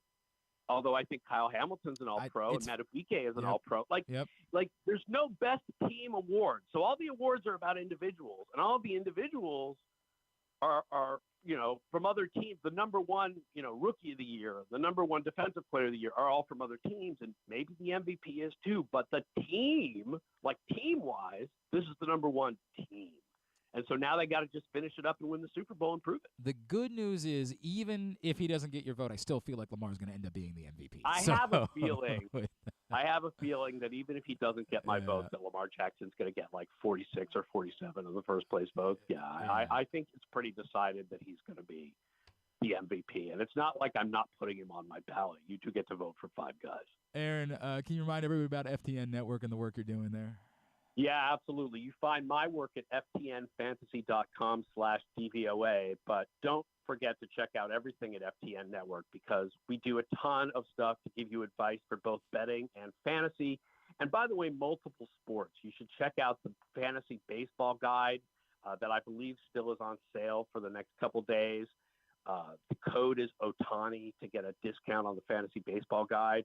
And of course, you want a Stats Plus subscription that gets you all of the DVOA splits and all the historical numbers and all my stuff. And you don't have to pay $70 million a year for it either, despite the code being Otani, which I appreciate. At A Schatz, that's SCHATZ, at A Schatz NFL is how you follow him. Aaron, always appreciate our conversations, man. Thank you so much for spending a couple of minutes with us this morning. All right, have a good day, man. Aaron Schatz from FTN Network with us here on GCR. Appreciate him doing that. And it's funny because it's almost like if you're not now, it's like the Hall of Fame. Getting in isn't enough. Anybody who votes against you, we're going to have pitchforks out for. If Aaron Schatz votes for somebody else and Lamar's not a unanimous MVP, we're going to have pitchforks out. If he's the only one, will that change things? If it's not 47, it's 49. It'll be awkward. But of all people, it'd be interesting that it would be Aaron Schatz because he's like the least emotionally driven when it comes to these types of like. We talk about MVP as being a narrative award, and like that all of the awards are narrative awards anymore. Like who's got the strongest narrative? It's why. Again, comeback of the player or comeback player. At this point, I would rather have a Joe Flacco ticket than a DeMar Hamlin ticket for comeback player of the year. Yeah. I think the narrative has pushed so far that direction that it's going to overtake. I think Joe Flacco's winning comeback player of the year. I have no problem with that, by the way. I have no issue with Joe Flacco being comeback player of the year. I mean, we do have to remember some of this is silly. Like, some of this is the guy came back from death. It doesn't matter what he did, just the fact that he was able to take a football field. You know, like, I don't know how to talk about this in a fair way. But at the moment, which ticket would I rather hold? I mean, my God, why would you have ever bought a ticket for DeMar Hamlin? His odds were astronomical. But I think Joe Flacco is winning that award. I think Kevin Stefanski is the coach of the year because I think that's you lost your franchise quarterback and you were just as good. I think that's the narrative that's going to win out in coach of the year because there's not another Dan Campbell to me was always the front runner to win coach of the year because that was the team that hadn't been good that ended up being good. But part of that is we saw them start getting good last year. It's not like they went from being 3-14 to winning the division. We started to see the tide turn. And it makes him no less deserving of the award. It's just it goes back to these are narrative things. The narrative is we didn't think the Lions were going to be garbage coming into this season. Remember, we put them on national TV in week 1. We thought they were going to be good. We thought they were going to win their division. So who's the coach whose narrative then stands out the most? For the most part, the only one would be DeMeco Ryans, right? Like that would be the only other coach whose narrative. Does he have to make the playoffs? I mean, to be.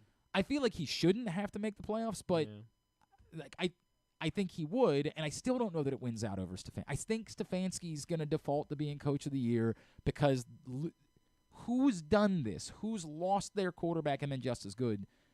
I guess the Eagles team that lost Carson Wentz, it's hilarious that we talk about it now in hindsight that way. But remember, at the moment, Carson Wentz was the MVP of the league when he got hurt.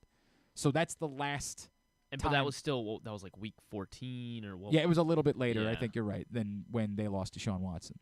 So they lost to Deshaun Watson on November 12th. I think that's the narrative that's going to win out for Coach of the Year. I just don't think. D'Amico Ryans, by the way, I still think John Harbaugh should be in the conversation because I don't think it should just be about narratives, but that narrative stands out the most. Go ahead. Well, if like Alex Smith hadn't won Comeback Player of the Year like 2 years ago, do you think we would be more inclined to say yes, it's Damar Hamlin? What do you mean? Well, I don't know. Just because like Alex Smith, like he also had a. You think that it set a precedent that whenever somebody goes through something that dramatic that almost, they have to win? Yeah, like I don't think it's automatic anymore that Damar Hamlin's going to be. And I think that you're not stating it the most eloquent way. I think that we have believed that Damar Hamlin was going to be Comeback Player of the Year in part because Alex Smith was Comeback Player of the Year. Right, okay. Right? Yeah, if that's the precedent that exists, is that you go through something life-altering and just get back to playing football, that you're the Comeback Player of the Year, then I think that, we all believe Damar Hamlin was easily going to be the Comeback Player of the Year. It's just that this narrative has captured the attention of the country, and Damar Hamlin hasn't. He's not played football, really. So we've been talking a lot about Joe Flacco and almost none about Damar Hamlin, and I think it's just changed. Again, these are narrative awards, and that's the narrative right now, is that Joe Flacco's story is the best story. And it is. That's unfair. Damar Hamlin was dead. It's not the best. I don't know what to say here. The last 5 Comeback Players of the Year have been quarterbacks. Well, I mean, that's a factor, too, obviously. That's a factor, The Offensive Rookie of the Year is going to be a quarterback. As good as Puka Nacua has been, C.J. Stroud's going to be Offensive Rookie of the Year. And Puka Nacua, you could argue, I don't think he's more. Take it back. I can't say he's more deserving, but I think there's an argument that he might be as deserving as C.J. Stroud, in part because Stroud missed a couple of games. But C.J. Stroud's going to be Offensive Rookie of the Year. What are we doing? All right, can we get a break in? Yes. Let's grab a break, and then we're going to talk to Wes Brown about what's going on in the world of high school sports this week. County Sports Zone Radio is next. Glenn Clark Radio. Why bet with the big boys this football season? Instead, try your hand with the local book, Superbook Sports, this fall. Superbook Sports is the book next door. Just a dedicated team of the best odds makers in Las Vegas, making sure you get the best prices and parlays anywhere. And now, Superbook will give you a bonus of up to $250 when you sign up and wager on the same day and use the promo code GlennClark23, GLENNCLARK23. So bet with the best and use the promo code GlennClark23 this football season with Superbook Sports. Visit superbook.com for terms and conditions. Gambling problem? Call 1-800-GAMBLER. What's up, everyone? It's Tyus Bowser, and I've had so much fun hanging out with Rita and putting up with Glenn the last couple years that I've decided to do it again. Season 3 of the Tyus Bowser Show is happening this year, as we'll be all over town, giving you the chance to get to know me and some of my teammates. As we talk football, life in general, and just say what needs to be said. You can find out more about the show by going to PressBoxOnline.com/Bowser. If you don't live in the area, you can watch the shows live on Facebook and YouTube. And if you miss one, you can listen Friday nights at 105.7 The Fan. So we'll see you all season long for the Tyus Bowser Show, a partnership of PressBox and Great Ace Memorabilia. The next Tyus Bowser Show is Tuesday, January 2nd at Mother's North Grill in Timonium. It's brought to you by Superbook Sports, AJ Michaels, and HelpMyGamblingProblem.org. There's so much focus on sports betting these days, but I want to talk about an area that nobody wants to gamble on, where you choose to go out and spend your hard-earned dollars to eat. The Costas Inn is no gamble at all. The quality on their menu is outstanding, and the value is off the charts with a great and varied list of specials Monday through Friday. And the staples of the menu, whether it's salads, burgers, fish, they're all fantastic. And I haven't even mentioned the crabs or crab cakes yet. So check out the menu for yourself at CostasInn.com. When choosing a place to dine, never gamble on the food you put in your belly. The Costas Inn at 4100 North Point Boulevard, or call 410-477-1975 for reservations and your steamed crab orders. What company has the expertise to make your home healthier by purifying your air and killing all viruses, allergens, and bacteria? A.J. Michaels, Heating and Air Conditioning in Baltimore and Annapolis, ajmichaels.com. Whether your focus is luxury and comfort, convenience and technologically advanced connectivity, or sporty performance and aggressive styling, we've got the perfect Highlander for you. Check out buyatoyota.com for deals on new Highlanders from your local Toyota dealer today.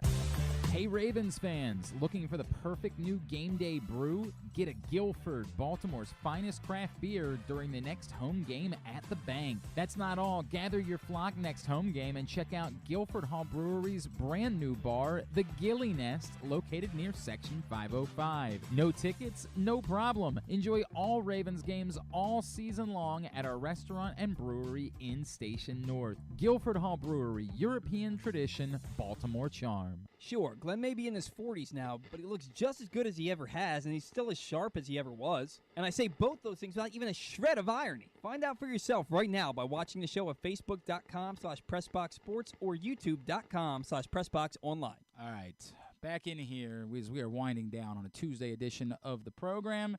It is Tuesday, and on Tuesdays we like to get caught up in what's going on in the world of high school sports. County Sports Zone Radio with our friend Wes Brown. Wes, it's Glenn. It's always good to catch up, man. I hope you had a great New Year. Thank you for taking the time for us. Yeah, for sure. Happy holidays to you. I know it was a busy week down on the Eastern Shore. A lot of local teams in action at the Governor's Challenge. You want to run down some of the big highlights from the week? Yeah, it was actually a thrilling last game with Stephen Decatur beating Dover from Delaware by 1. Kareem Bolden had a game-leading jumper there, and then a game-sealing steal at the end to keep Stephen Decatur unbeaten. One of the few teams that remain unbeaten in the whole state. That there were a number of private school teams that lost as well, so they're up there with the likes of Mount St. Joe and whatnot as some of the last unbeaten teams left. Obviously, I know it's a huge event. It wasn't just, and that's cooler for them because it's almost like a home game, right? But wasn't just Stephen Decatur that was impressing down on the Eastern Shore. Yeah, really big win for Loyola Blakefield, 69-47 over Elizabeth out of New Jersey, thanks to a 28-9 third quarter to kick things into gear and be able to cruise there at the end. And then not just them, but also I know River Hill.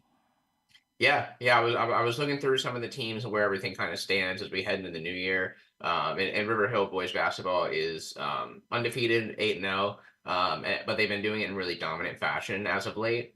Since December 18th, they have an average winning margin of 33 points, and they're not just doing that on the defensive end. They managed to score 110 points in one of their last 4 games here. So definitely a team to watch there. All right. He is Wes Brown, County Sports Zone Radio. So now moving forward, it's back into regular season and like county action moving forward, right? Or league action for everybody, right? Yep. So all the counties sort of go back into their league play, even starting tonight throughout this week. There should be plenty of good matchups back with normal foes you'll kind of see throughout the season. All right. You're going a little bit off the reservation here for Athlete of the Week this week. Yeah. We had a late submission last week for a cool story for signing day, a little rollover there. Annie Hattel out of Aberdeen High School signed with Princeton Women's Rugby. Wow. Interesting one. You don't really see that much. It's actually a new program that elevated to an NCAA level out of being a club team. They've had their struggles here in the first couple of years of the program, but Annie's going to be part of the foundation of the program. It's kind of cool to see athletes from Maryland who you don't really even play rugby for school, so it's just something she's so good at on the side. That she's able to parlay into a scholarship there. Am I correct that like this year's college rugby championships are actually happening at the Maryland Soccerplex? Like they're actually happening locally? I believe so. Which is pretty cool, man. That's a very cool thing to be paying attention to, and that's awesome. What a neat story that is. I'm glad you brought that to our attention. Wes, I don't mean to spring one on you, but I also know that this week is a big week in high school football because it's the Under Armour high school game. Do you happen to know off the top of your head some of the local guys that might be a part of that?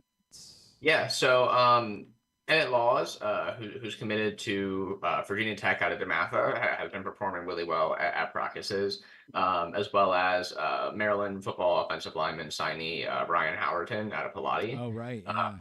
Those two have been out there this week, and they'll be taking part in the game. And obviously, a 5-star Jordan Seaton, who originally, from DC, went to IMG, signed with Colorado. He's been one of the top performers all weekend long. So a number of local talents that you'll be able to watch in that game. And Griffin, remind me the name of the young man from Concordia Prep that's participating. Ernest Willer, yeah. Absolutely, also participating. That is tomorrow afternoon at 4 o'clock on ESPN for the Under Armour All-America game down in Orlando. All right, so remind everybody, not just about County Sports Zone, but it's something that's important that's going on at County Sports Zone. Yeah, so the County Sports Zone Pick'em is back, partnered with Angel Fire, who some people might have used for NFL and basketball and whatnot. Basically, we launched it a little bit for football, but now we're back with boys basketball. Just simple Pick'em contest. You can sign up on the website, select a contest, but we have slates for different leagues throughout the week. So I think tonight's Frederick County boys basketball. So any game that includes a Frederick County team is in this slate. Simply just sign up, select a contest, swipe which team you think is going to win. You'll get some more value for teams that are underdogs rather than the favorites. But it's just free for fun. Be able to pick some winners and climb up the leaderboard we have there. Very cool. Very, very cool. And then everything else that people can find, give the rundown, website, social, the whole deal for County Sports Zone and yourself. Yep, County Sports Zone, countysports.zone as well has all the scores and schedules you need, across the state of Maryland.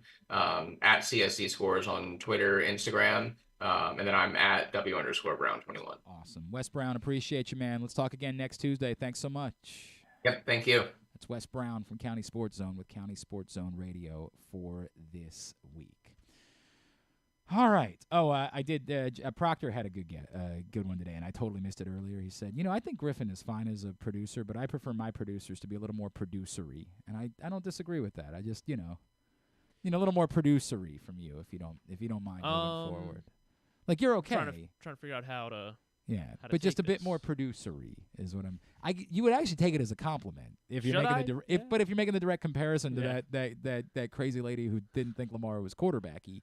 And we all know that he is. Then on a I'm direct Lamar. Oh, yeah, on a direct right, comparison. then, But let's ease up on all. Yeah. that. All right. Thanks, John. Let's ease up. I agree. Let's ease up on all of that. All right. Picks recap.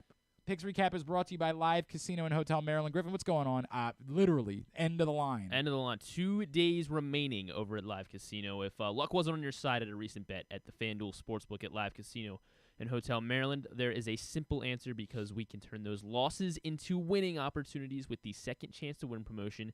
And again, Thursday, January 4th, that is the last day to get in. All Live Casino and Hotel Maryland Rewards members will be able to enter their losing bet slips into the second chance to win drum, and then 2 nights a week, 20 different winners will be chosen with prizes ranging from Live Casino, Hotel Maryland apparel, sports and social ultimate happy hour prizes and vouchers, plus cash and free play worth up to $500 only at the FanDuel Sportsbook at Live Casino and Hotel Maryland. Adderall Mills must be 21. Please play responsibly. Please call 1-800-GAMBLER or visit helpmygamblingproblem.org.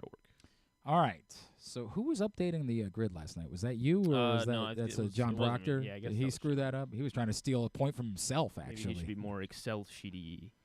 Excel sheety? I don't know. Yeah. I don't think it works. I think it works. All right. Here we go. We begin the Music City Bowl from this past Saturday. Hell of a performance from Maryland. And they got out to a huge lead and never looked back. I thought they would compete. I didn't like the number, but I didn't think they were going to win going away. 3 straight bowl wins for Maryland. I don't want to oversell it. I think Auburn was only okay. That's part of the reason why I had some confidence in Maryland. I also don't want to oversell the performance of either of the quarter. I think I started to see some tweets from people during Edwards the game. Anytime TD, love it. That's great, but I started to see some people like, I wonder if MJ Morris is having second thoughts. I don't think that either of the guys played so well that like you even give them a leg up in the competition. I do think it's a competition, but like I don't even know that Billy Edwards completed 50% of his passes for the game. He does present obviously something as a dual threat. Cameron Edge, some of the throws he made were spectacular. I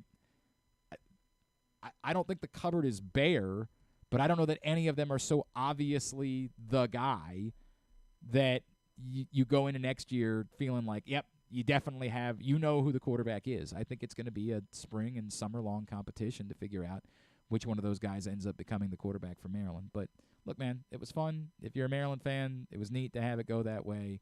And Maryland rolls. Only myself and John in Little Rock were on Maryland, so we stole a point there. We have not talked really much at all other than my joke about Jalen Milroe, about the college football playoff semifinals, which both were very good and took, I think, a combined 9.5 hours to play. I guess is what they want. Like an idiot. I told the guys on VEASAN, like, no problem. I'll be rip-roaring, ready to go at 8:30 tomorrow morning. We can talk. Thoughts. So here's the deal. Alabama looked like they were in great shape, and then the fumble changed everything for them. And then obviously the great drive put together by Michigan late in regulation. Still thought Alabama had enough time, but Michigan's defense up to the task. Bizarre on the fourth down. Obviously the snap threw everything off for Alabama, but the hole was still there. Yeah, the snaps are bad all day. In fairness, Michigan's special teams play was bad all day, and they were able to overcome that. It's massive. It's monumental for Michigan. It's monumental for Michigan. Even if we all know this Alabama team wasn't as good as other Alabama teams in recent years, they had to overcome just the thing. And the way that it felt in the second half, like, here it is, once again, happening to Michigan. At one point, it looked like Alabama, despite all of their struggles in the first half, was going to end up pulling away and maybe even winning by double digits. But Michigan dug back in. That defense is loaded. It's good all over. Obviously, Baltimore's own Derek Moore, a part of that.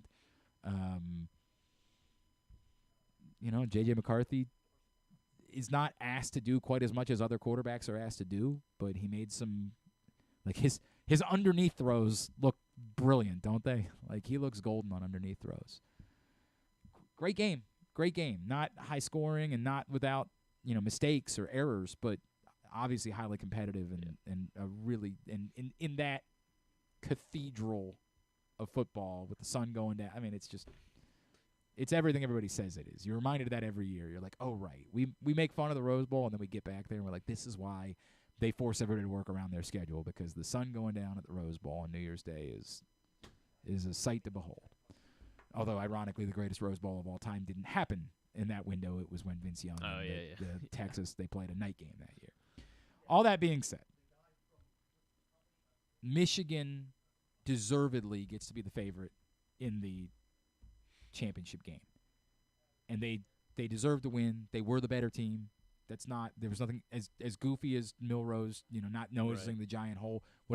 Michigan was the better team on the whole. If Dylan Johnson was healthy, I don't know how I'd feel about the championship game. But with that looking bad, Michigan is a deserved favorite. But, and by the way, on that one, myself, Griffin, KZ, John, and Ryan were all on Alabama, and we missed. It was very split. The second semifinal was weird. Michael Penix was phenomenal. But then Washington oddly was like hell-bent on they get up by 2 scores, and they're hell-bent on continuing to throw the ball. They're mixing in like a flea flicker. I don't know what the hell they're doing, but whatever. All's well that ends well. They get the ball back. They're fine.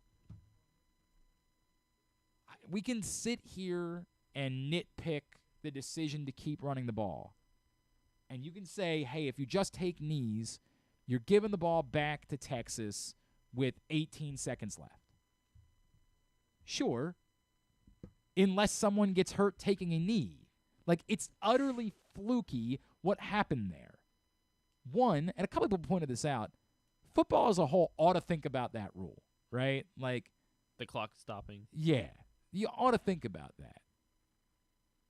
It's we create that to prevent a team from being able to take advantage of it in their circumstances. That rule exists so that you can't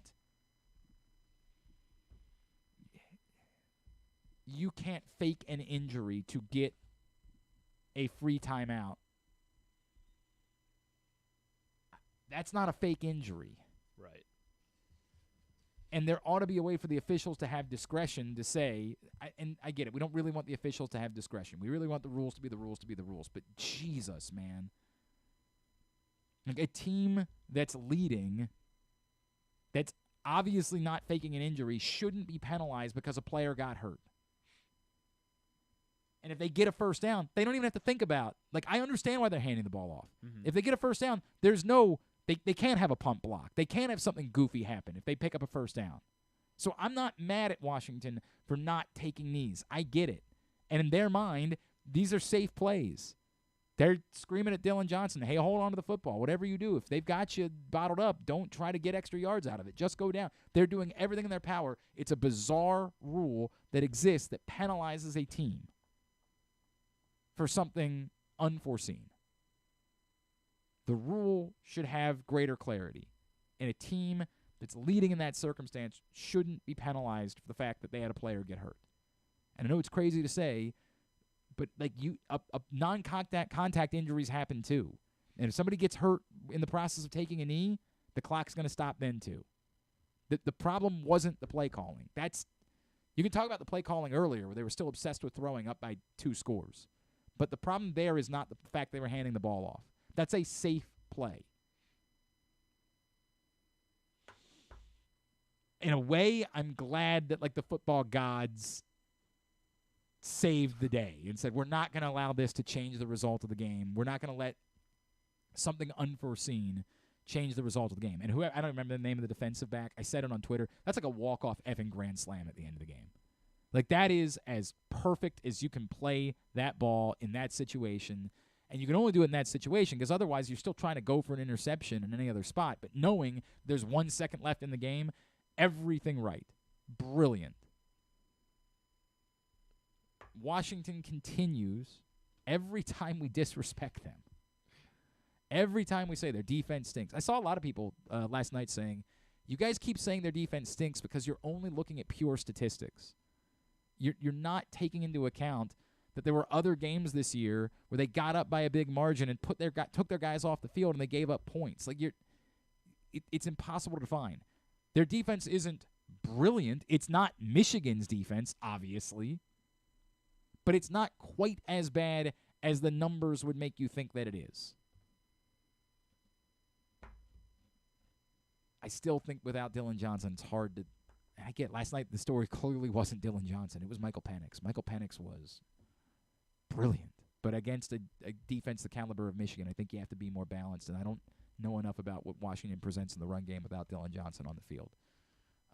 Michael Penix, man, what a story, what a season, what a performance. And maybe he goes and wills them to a national championship next Monday night. We'll see. But it was fun. It was fun, if he didn't have to go to work today, which unfortunately is nobody. Like, we got to work on that. Maybe we try to figure out a way to make holiday breaks last through January 2nd. I don't know. But it is problematic that the games are going on until 1 a.m. That's not great for college football. But it was it's Elijah Jackson, sophomore quarterback. Thank you. Walk-off grand slam, man. That was perfect. Paul, Kyle, KZ, Andrew Steck, and Jeremy Kahn were all on Texas, who obviously not only didn't cover, but didn't win at all. The rest of the games this week, most of us were on Detroit, except for Paul, Andrew Steck, and Jeremy Kahn. It looked hairy there. Speaking of play calling problems, I don't know what the hell Dallas was doing at the end of the game. Trying to take shots to the end zone. Very weird. Maybe run the ball. Very weird. And then, of course, the goofy thing at the end that no longer mattered based on the cover because Detroit was going to cover one way or the other. But clearly, look, you can say whatever you want to say about Detroit should have heard the official announce the wrong guy. The first blame is on the officials for announcing the wrong guy. And you can't absolve them of blame. I had a bunch of weirdo Cowboys fans I mentioned, like, why are they even trying to confuse everybody? Like, what? They're asking for this. No. And apparently the story is they told the officials before the game, this is what we're going to do if we're in this spot. We're going to have multiple guys run over to try to create some confusion, but this is the guy that's going to be eligible. Yeah, that's bad look. That is bad look. Whatever. The Cowboys won the game. That's it. That's the end of it. The Cowboys won the game. Bad look for the officials. But they didn't cover, so Paul, Andrew, and Jeremy missed that point. Great backdoor cover from the Raiders. Phenomenal. Andrew Stecca had hopped on our post-game Zoom, but we weren't live yet. Was he and Andrew Stecca was riding and dying with – they got, I guess on third down they got a goal line stop, and he's like, all they need is one more stop, and we got this. And then, of course, the Raiders score on fourth down. They don't win the game, but they get that brilliant backdoor cover because the line was 3.5. So only Andrew and Jeremy Kahn missed that point. Pittsburgh goes on the road, doesn't just cover, but they win outright in Seattle. Myself, Kyle, Nick Kelly, Andrew, and Jeremy all got that point. Kansas City, they don't always cover big numbers, and they didn't do this comfortably. No. It was never pretty at any point. Their problem isn't the Eagles' problem. The Eagles' problem is they can't win football games. But Kansas City is not Kansas City. They are just not right. But they did hang on, and they did win this one. Biggest play of the day was number 23 on the Bengals, tackling Rashee Rice at the 5-yard line. Won me a fantasy championship. Oh, did he? Yeah, that's pretty great. It did. Won by 3 points, and they had Rashee Rice. I split. I won the press box league, but I missed in the big league. And if I had just played Achane over Zamir White, I decided I was going to do the thing where I was like, I don't want any Dolphins in my fantasy lineups. It's straight shoot. Achane looks good. Yeah, he did, didn't he? Looks good. And he was a big part of the reason why I was in the position, because early on in the year he got me a bunch of wins. But I just selfishly didn't want to play any Dolphins this week. I cut Jason Sanders. I didn't want to play any Dolphins. I guess that's smart. Yeah, I didn't want the conflict. So I said, I'm going to start Zamir White. That was the difference. That was a 9-point difference, and I lost by 6. Darn. Bummer. Real bummer. But I did win the press box. I beat KZ in the press box championship. Handily. So you guys that haven't paid, you get in and you pay. KZ says, I guess I'll just pay you. Yes. At this point, you can just pay me. What am I supposed to be paying? $10. Oh, really disappointed by that, too. I was the one that demanded we pay, but I think I remember saying, God, if you could only just ascertain anything to keep people invested. I regret that. We should have had real money in that league because I won. Anyway, myself, as well as John Proctor and John in Little Rock, Andrew Steck and Jeremy Conway on Kansas City. Minnesota not only doesn't cover, they get blown out at home by the Packers. Yikes. Why did they start Jaron Hall? I don't know. Not that I don't think it would have mattered, but I don't know, man. Yeah, that's the goofy part about talking about a game like this is I guess it matters in context. Yeah. You're still trying to get into the playoffs. Why would you do that? But yeah, that was bad. Green Bay backers were Paul Valley, as well as John Proctor, KZ, Nick Kelly, Ryan Chell, and Jeremy Kahn. And then almost everybody was on the Ravens. Almost everybody. Nick Kelly wasn't on the Ravens, and neither was Griffin Bass. Would have been a huge. If I had just gone with Maryland and the Ravens, it would have been a huge. Yeah, you would have had over 500 week, which has been Probably rare first for time you. Instead, forever. You officially now have the worst percentage on the season. Jeez, yeah. For the first time all year, your percentage has dipped below Jeremy Kahn. Now, the good news is there are only 15, 19, 22 games left, and you're still up by 16 points. It's not mathematically done, but it's done. So you don't have to worry about that part. But you're also now 8 games behind Paul Valley with 22 games left. You're going to see Creed next summer. That part not necessarily. It's over. It's over. You're going. Well, to we're see gonna Creed. do a like we did last year, Super Bowl props, right? No, that's No? not. We don't do that for picks. No. We did that last year. What? Yeah, we did heads or tails, or we didn't make that. Did we make that? I don't think we made it count. I think we did it for okay. fun. I don't think we made it Okay. count. Yeah, We've never- I guess because Stecca was eliminated, wasn't he? Yeah. I mean, So, we didn't. alright. I think we did that Alright, for funsies, and I'm good with doing it for funsies. Maybe we do a side bet on the Super Bowl props. I'm good with that. but You know what? I don't. yeah, we don't change the rules Lost after the game enough. has been played. I did close in on Andrew Stecca, 7-2, myself and John Proctor, the high water mark for the week. So I get within 1 game of Andrew Stecca at the top of the table. Also, John in Little Rock, by going 6-3, gets a little bit closer. He's within 2 games of Andrew Stecca at the top of the table. Then 4 games back, KZ and John Proctor. Nick Kelly, 5 games back. Ryan, 7 games back. Kyle, 9 games back. Paul, 10 games back. And, Griffin's there too. So that's where we are after the week in picks. Now, let's get a tidbit. Tidbit is brought to you by your local Toyota dealer and buyatoyota.com. The Toyota Tacoma comes in a range of models and trim lines, so you can choose the perfect Tacoma to reflect your unique personality and driving habits. Check out buyatoyota.com for deals on new Tacomas from your local Toyota dealer today. Proctor. So the guy that I lost to in our league, I had a sizable lead going into Sunday night. He had Jordan Love. Wow. He had Jordan Love. The moment he ran in for a touchdown, I was like, well, it's over.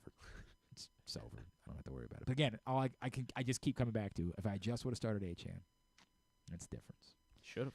I believe I've finished in second in that league 15 times. Wow. I think I've won it twice ever, and I finished in second. It feels like every year. I think I've lost that chance. I am the Buffalo Bills of that fantasy league. 8 straight championships.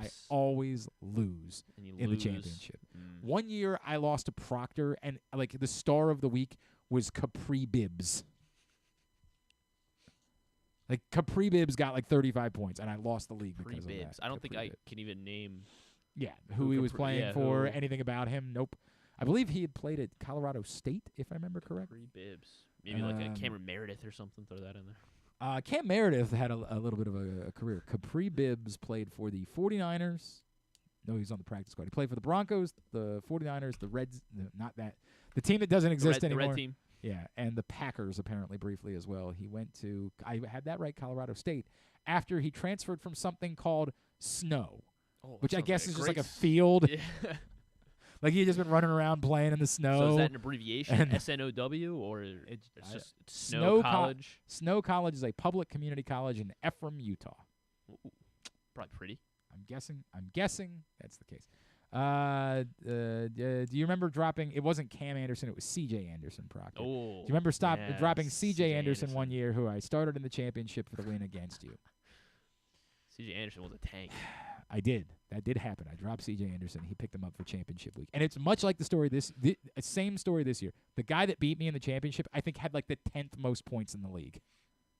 Like, it was a mediocre, just happened to win the right matchups to get in, and I'm pretty sure that year, the C.J. Anderson year, kind of how my league went. I didn't sneak in, but I was the sixth. I was the 6th seed, and I went on a run here. I got good matchups, and we figured it out. Team Bass figured it out.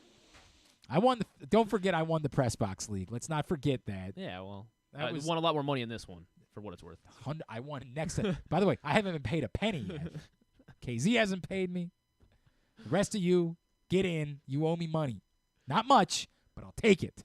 I'll take it because, frankly, Daddy overextended himself during the holidays. You need this need to catch $100. up. I could use the $100. Let's just be honest about that. Michigan is the first team in at least the last 25 years. Did I do the sponsor read? Yeah. Okay. Brought to you by Toyota Tacoma. Check it out. The first team in at least. What a read. Brought to you by Toyota Tacoma. Check it out. Yeah, well, do it. Do that. Call him the best pitch man. I'm coming for Vinny. Yeah. Go ahead. And at least the last 25 years to win 3 consecutive games against AP-ranked opponents in a single season, despite only converting 25% or fewer of their third down attempts in each game. Michigan has won 3 in a row against ranked teams, and doesn't happen often. Not when they're not converting on third down. Yeah, that's weird. That's very weird. And their special teams stink, but their defense is really good. The Ravens now are tied for the most wins of 14 or more points against teams with a winning record when entering the game in NFL history. They have 7 wins of 14-plus points against winning teams. That ties them with what team? 7 wins of 14 points. How would I know that? Oh. The Patriots. Yes. What year? The undefeated year? No, not the undefeated year. The year that they beat the Falcons in the Super Bowl? No, not that year. All right, what year? 2014. Sure. They did go on to win the Super Bowl that year. Also, the second most on this list would be the 1925 Pottsville Maroons. They won 6 games. Their star quarterback, Adam Levine. Maybe. I don't know. Well, holy effing F. That body of yours is insane. That comes from Tony Holtzman-Escarino from NFL Research. Always love those ones. Lamar now also has 4 career touchdowns of 75-plus yards, rushing or passing. All 4 have come against the Miami Dolphins. It's pretty funny. It's funny because a lot of people brought up maybe he just has the Dolphins number, like forgetting that also, one of his worst performances also occurred against the Dolphins. As I'm trying to figure out which one I want to do here. So this one's from Jay Kuda. I think I want to do this one. So there are across the 4 major professional leagues in the United States. There's one team in the NFL that has won a playoff game in each of 2020, 2021, 2022, and 2023. Say that one more time. They've won a playoff game in one team in the year. NFL. Yes. That won a playoff game in each year for the last 4 years. 2020, 21, 22. There's been 3 in the NBA, 2 in Major League Baseball. Well, the one in the NFL is the Chiefs, correct? That is correct. 3 NBA teams have won a playoff game. Playoff game, not a series. A playoff game. Playoff game. But that might also be true. Series probably does is it count the goofy? Yes. So, like, do the Warriors count? The Warriors don't. See, that's the thing. Yeah, Didn't they win in the play-in year that they didn't they?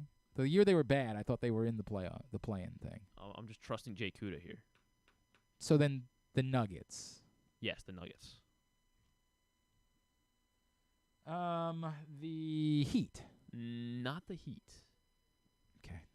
I mean, I believe you. Yeah. The Celtics. Yes, the Celtics. The Bucks. And the Bucks. Nuggets, Celtics, Bucks. And then 2 baseball teams. 2 baseball teams. The Dodgers. Not the Dodgers. Oh, because they got swept, right? Yeah, they got swept by the Holy Padres. Piss. Oh, man. I don't know then. 2 teams. The Astros. Yes, the Astros are 1. And the Atlanta. Yes, the Atlanta Braves. Okay. Correct. Very Correct. Very good. Very good. All right. That wasn't as hard as I thought it was, but. Do you want to try the hockey one? The Avalanche. Yes, the Avalanche are one of them. How many are there? There's 7 teams. Oh, Jesus Christ. Tampa? Yes, the Lightning, the Avs. End of list. They're mostly Eastern Conference teams. There's one more West. Toronto? Toronto, yes. Toronto, Tampa, Colorado. Toronto, Tampa, Colorado. I don't even know who else has been good. I gotta be honest with you. This is where Florida. Yeah, Florida. Panthers.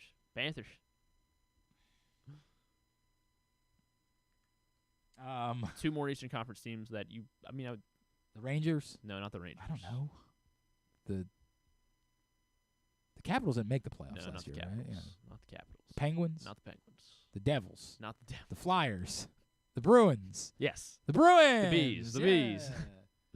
Canadians? Not the Canadians. Hurricanes? Yes, the Carolina Hurricanes. And then this team, this was a surprising one to me. The Golden Knights? Not the Golden Knights. Yeah, surprising, not the Golden It Knights. is kind of surprising. What did they have, a down year? What did they have a down year? I don't know. But the Minnesota Wild. Oh, sure, the Wild. Yeah. Minnesota Wild. Could have been here for a long time. Well done. Well, you name all the Name NHL all the teams. Exactly the way it was. Not too long. All right, very good. Tubular is brought to you today by Superbook. Again, the code remains the same, Glenn Clark 23. Glenn Clark 23 is the code until you hear otherwise. I know you're confused. It's not 2020. Just stick with it. I think I'm leaning towards the Ravens. The fact that they're getting 4 points on Saturday, I just don't think that they're going to completely roll over and give up. I think that particularly if Tyler Huntley gets to play the whole game or the majority of the game. Tyler Huntley's a free agent at the end of the year, and I think is going to want to show something. So, I don't know. I'm just feeling a way about that. And if you feel the same way, use the code GlennClark23 when you sign up at Superbook. You'll receive up to $250 in a same-day first bet match, win or lose. Superbook.com. Download the Superbook app. Here is what's coming up tubular-wise this evening. Of course, the Tyus Bowser Show, Mother's North Grill and Timonium. Malik Ham, Baltimore's own, is going to join us. Come out and hang out with us, 7 o'clock. You can watch it at Facebook.com/PressBoxSports or YouTube.com/PressBoxOnline. Big game for Maryland tonight against Zach Edey and Purdue. That's 7 o'clock on Peacock. I'm sure there will be no one that will be frustrated by that. Peacock tonight for Purdue and Maryland. Big Ten hoops as well. Iowa, Wisconsin at 7 and Northwestern Illinois at 9 on Big Ten Network. Other good college basketball tonight. ESPN Carolina Pitt at 7, Syracuse Duke at 9. ESPN 2, East Carolina Florida Atlantic at 7. Florida Atlantic turned around and lost to Florida Gulf Coast after they beat Arizona. Go figure. And then Charlotte SMU at 9. Don't do that. Do not aim to be that guy. FS1, DePaul, UConn, 6:30. Butler and St. John's at 8:30. New Mexico, Colorado State at 10:30. CBS Sports Network, Creighton, Georgetown at 7. Illinois State, Drake at 9. All the rest of the college hoops find at glennclarkradio.com. ESPN Plus and Hulu for Capitals, Penguins at 7:30. Maple Leafs, Kings at 10:30. NBA TV, Bulls, Sixers at 7. Magic Warriors at 10. USA has West Ham United and Brighton and Hove Albion at 2:30. And then WWE NXT tonight at 8. The Rock is back. I don't know if you saw that. Apparently going to get The Rock and Roman Reigns. Because he wants to plug what, the new XFL or whatever? I don't know if they just gave him a boatload of money because they're doing a stadium show in Australia, and apparently they weren't selling tickets the way that they needed to. So I don't know. Non-sports. What day is it? It's Tuesday. Yes, today is Tuesday. Fargo. Fargo. There we Fargo. go. Miami Dolphins. Hard Knocks. Is this last week? Yeah, this will be. So this will include Sunday. This will include. Seems like an episode worth watching. The Floor on Fox is the new show hosted by Rob Lowe. It looks bad. I don't know. If you're a trivia person, I guess that part is fun. But yeah, the rest of it is. And then if you haven't seen Early Murders because it's on Hulu, they're doing the cable premiere on ABC at 9:00. Oh, that's an interesting. Yeah, it is interesting. Guess maybe still trying to make up for all the shows that aren't ready yet. Yeah, I guess so. Although I think I saw like Abbott Elementary's close. Like it's soonish, isn't it? Yeah, because I want to say February or something. Okay. I think it is coming up. Very good. Everything else, glennclarkradio.com. Thanks today to Mike Martz. Thanks to Evan Washburn. Thanks to Aaron Schatz and to Wes Brown. We'll get all of it up in the greatest hits section of the Oh, my God. It's so good. tab at glennclarkradio.com. Tomorrow? We'll talk with Patrick Stevens. Okay. Tomorrow. Drew will be here. Oh, good. And stuff and things. Wow. All right. Stuff and things. Thanks, everybody at PressBox. All of our great sponsors and partners, including Live Casino and Hotel Maryland, Mother's North Grill, AJ Michaels, Guilford Hall Brewery, Royal Farms, Costa Sin, Superbook Sports, your local Toyota dealer, buyatoyota.com. Thanks to Griffin at Griffin_Bass. Follow us, Twitter, Instagram, and TikTok at Glenn Clark Radio. Have a great Tuesday evening. Go Maryland, obviously. Duke sucks. Ohio State. I don't do that anymore. Well, it's 2024 now. Do you want to? Michigan's. No, I don't care. Duke sucks.